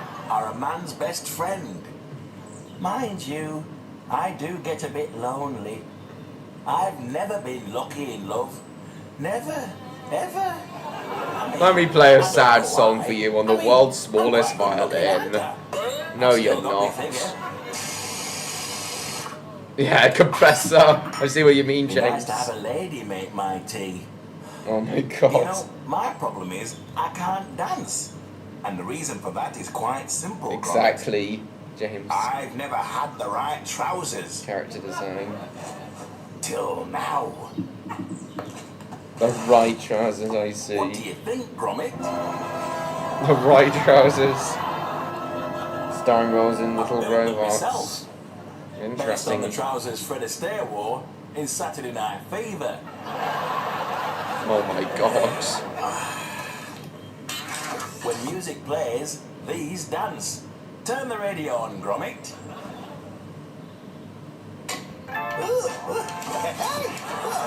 The ladies will love this. Oh my god. Turn it off now, Gromit! Look, I can't dance at all now, but soon as music plays. Hey! Hey! Ooh! That's enough now, Gromit! Hey, they really work, don't they? Yes. Well, I'll be off to the dance hall now, Chuck. Wish me luck. And you can tell it's the same guy playing both of them because there's never one. They're never both on screen at the same Take time. myself off then.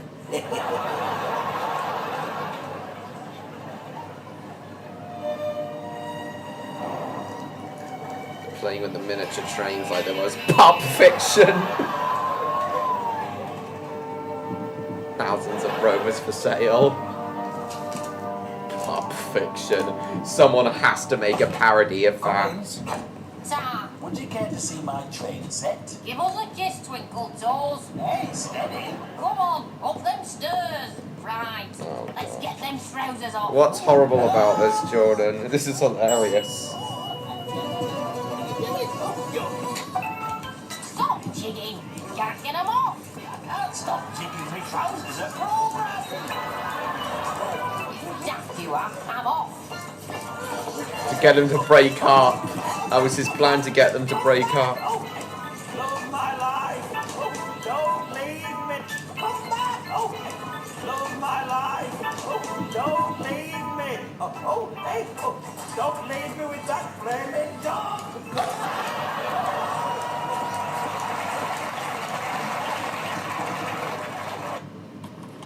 What else has Lenny Henry done?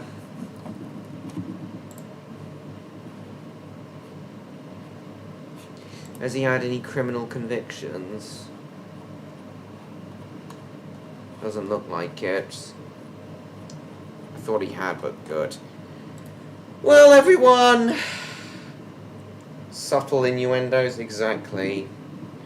Well, everyone, this is where tonight's stream's gonna have to end. I enjoyed talking about Wallace and Gromit tonight. This was a very fun stream, despite us not seeing Odd and Charcoal tonight, but oh well. Anyway, that's it for now. Thank you all so much for watching, and I hope you all enjoyed. Overall, Wallace and Gromit's a fantastic series, and I encourage those who've never seen it to get out there and watch some of it, because it's a really nice series and a much-deserved British icon. It's a great series and a much-deserved British icon. It deserved all the Oscars. It's deserved all the Oscars, and the franchise has deserved all the Oscars and awards it's received over the years. And there is not a single bad apple in any of the Wallace and Gromit productions. Not one of them is a bad apple. How many other franchises can say that they don't have a single bad production in them? Even the most beloved ones have a few duds, but not Wallace and Gromit. Each one of their productions is fantastic for their own reasons, and that's part of what makes Wallace and Gromit so great. So please, if you've never seen any Wallace and Gromit productions before, please get out there and watch some. You'd love it. Hey Stan, we're ending now. Good night, everyone. Thank you all so much for coming. I hope you all enjoyed this live stream. And this kicks off my live streams for this year. So thank you all for coming, everyone. I hope you're looking forward to my other upcoming content, especially my Metal Gear Solid gameplay series, which is beginning on Monday. So thank you all so much for coming, everyone. I hope you all enjoyed. Please like, comment, share this stream with your friends. Oh, bye, Stan. Thank you, everyone, for coming. Please like, comment, share this stream with your friends. Don't forget to subscribe to me, Train Lover 16, if you haven't already, to stay tuned for my upcoming content. Next week, I'm going to be... next week will be the first live stream with my webcam, so you'll all get to see my face for the first time in every stream from that point on. So I hope you're all looking forward to the first webcam stream next Friday. In stream. This was an interesting film about a northern scientist bloke and his intelligent dog. It was indeed, Neon. Thank you so much for saying so. So thank you all so much for watching, everyone, once again. I hope you all enjoyed, and I will see you all in my next video. Goodbye, everyone.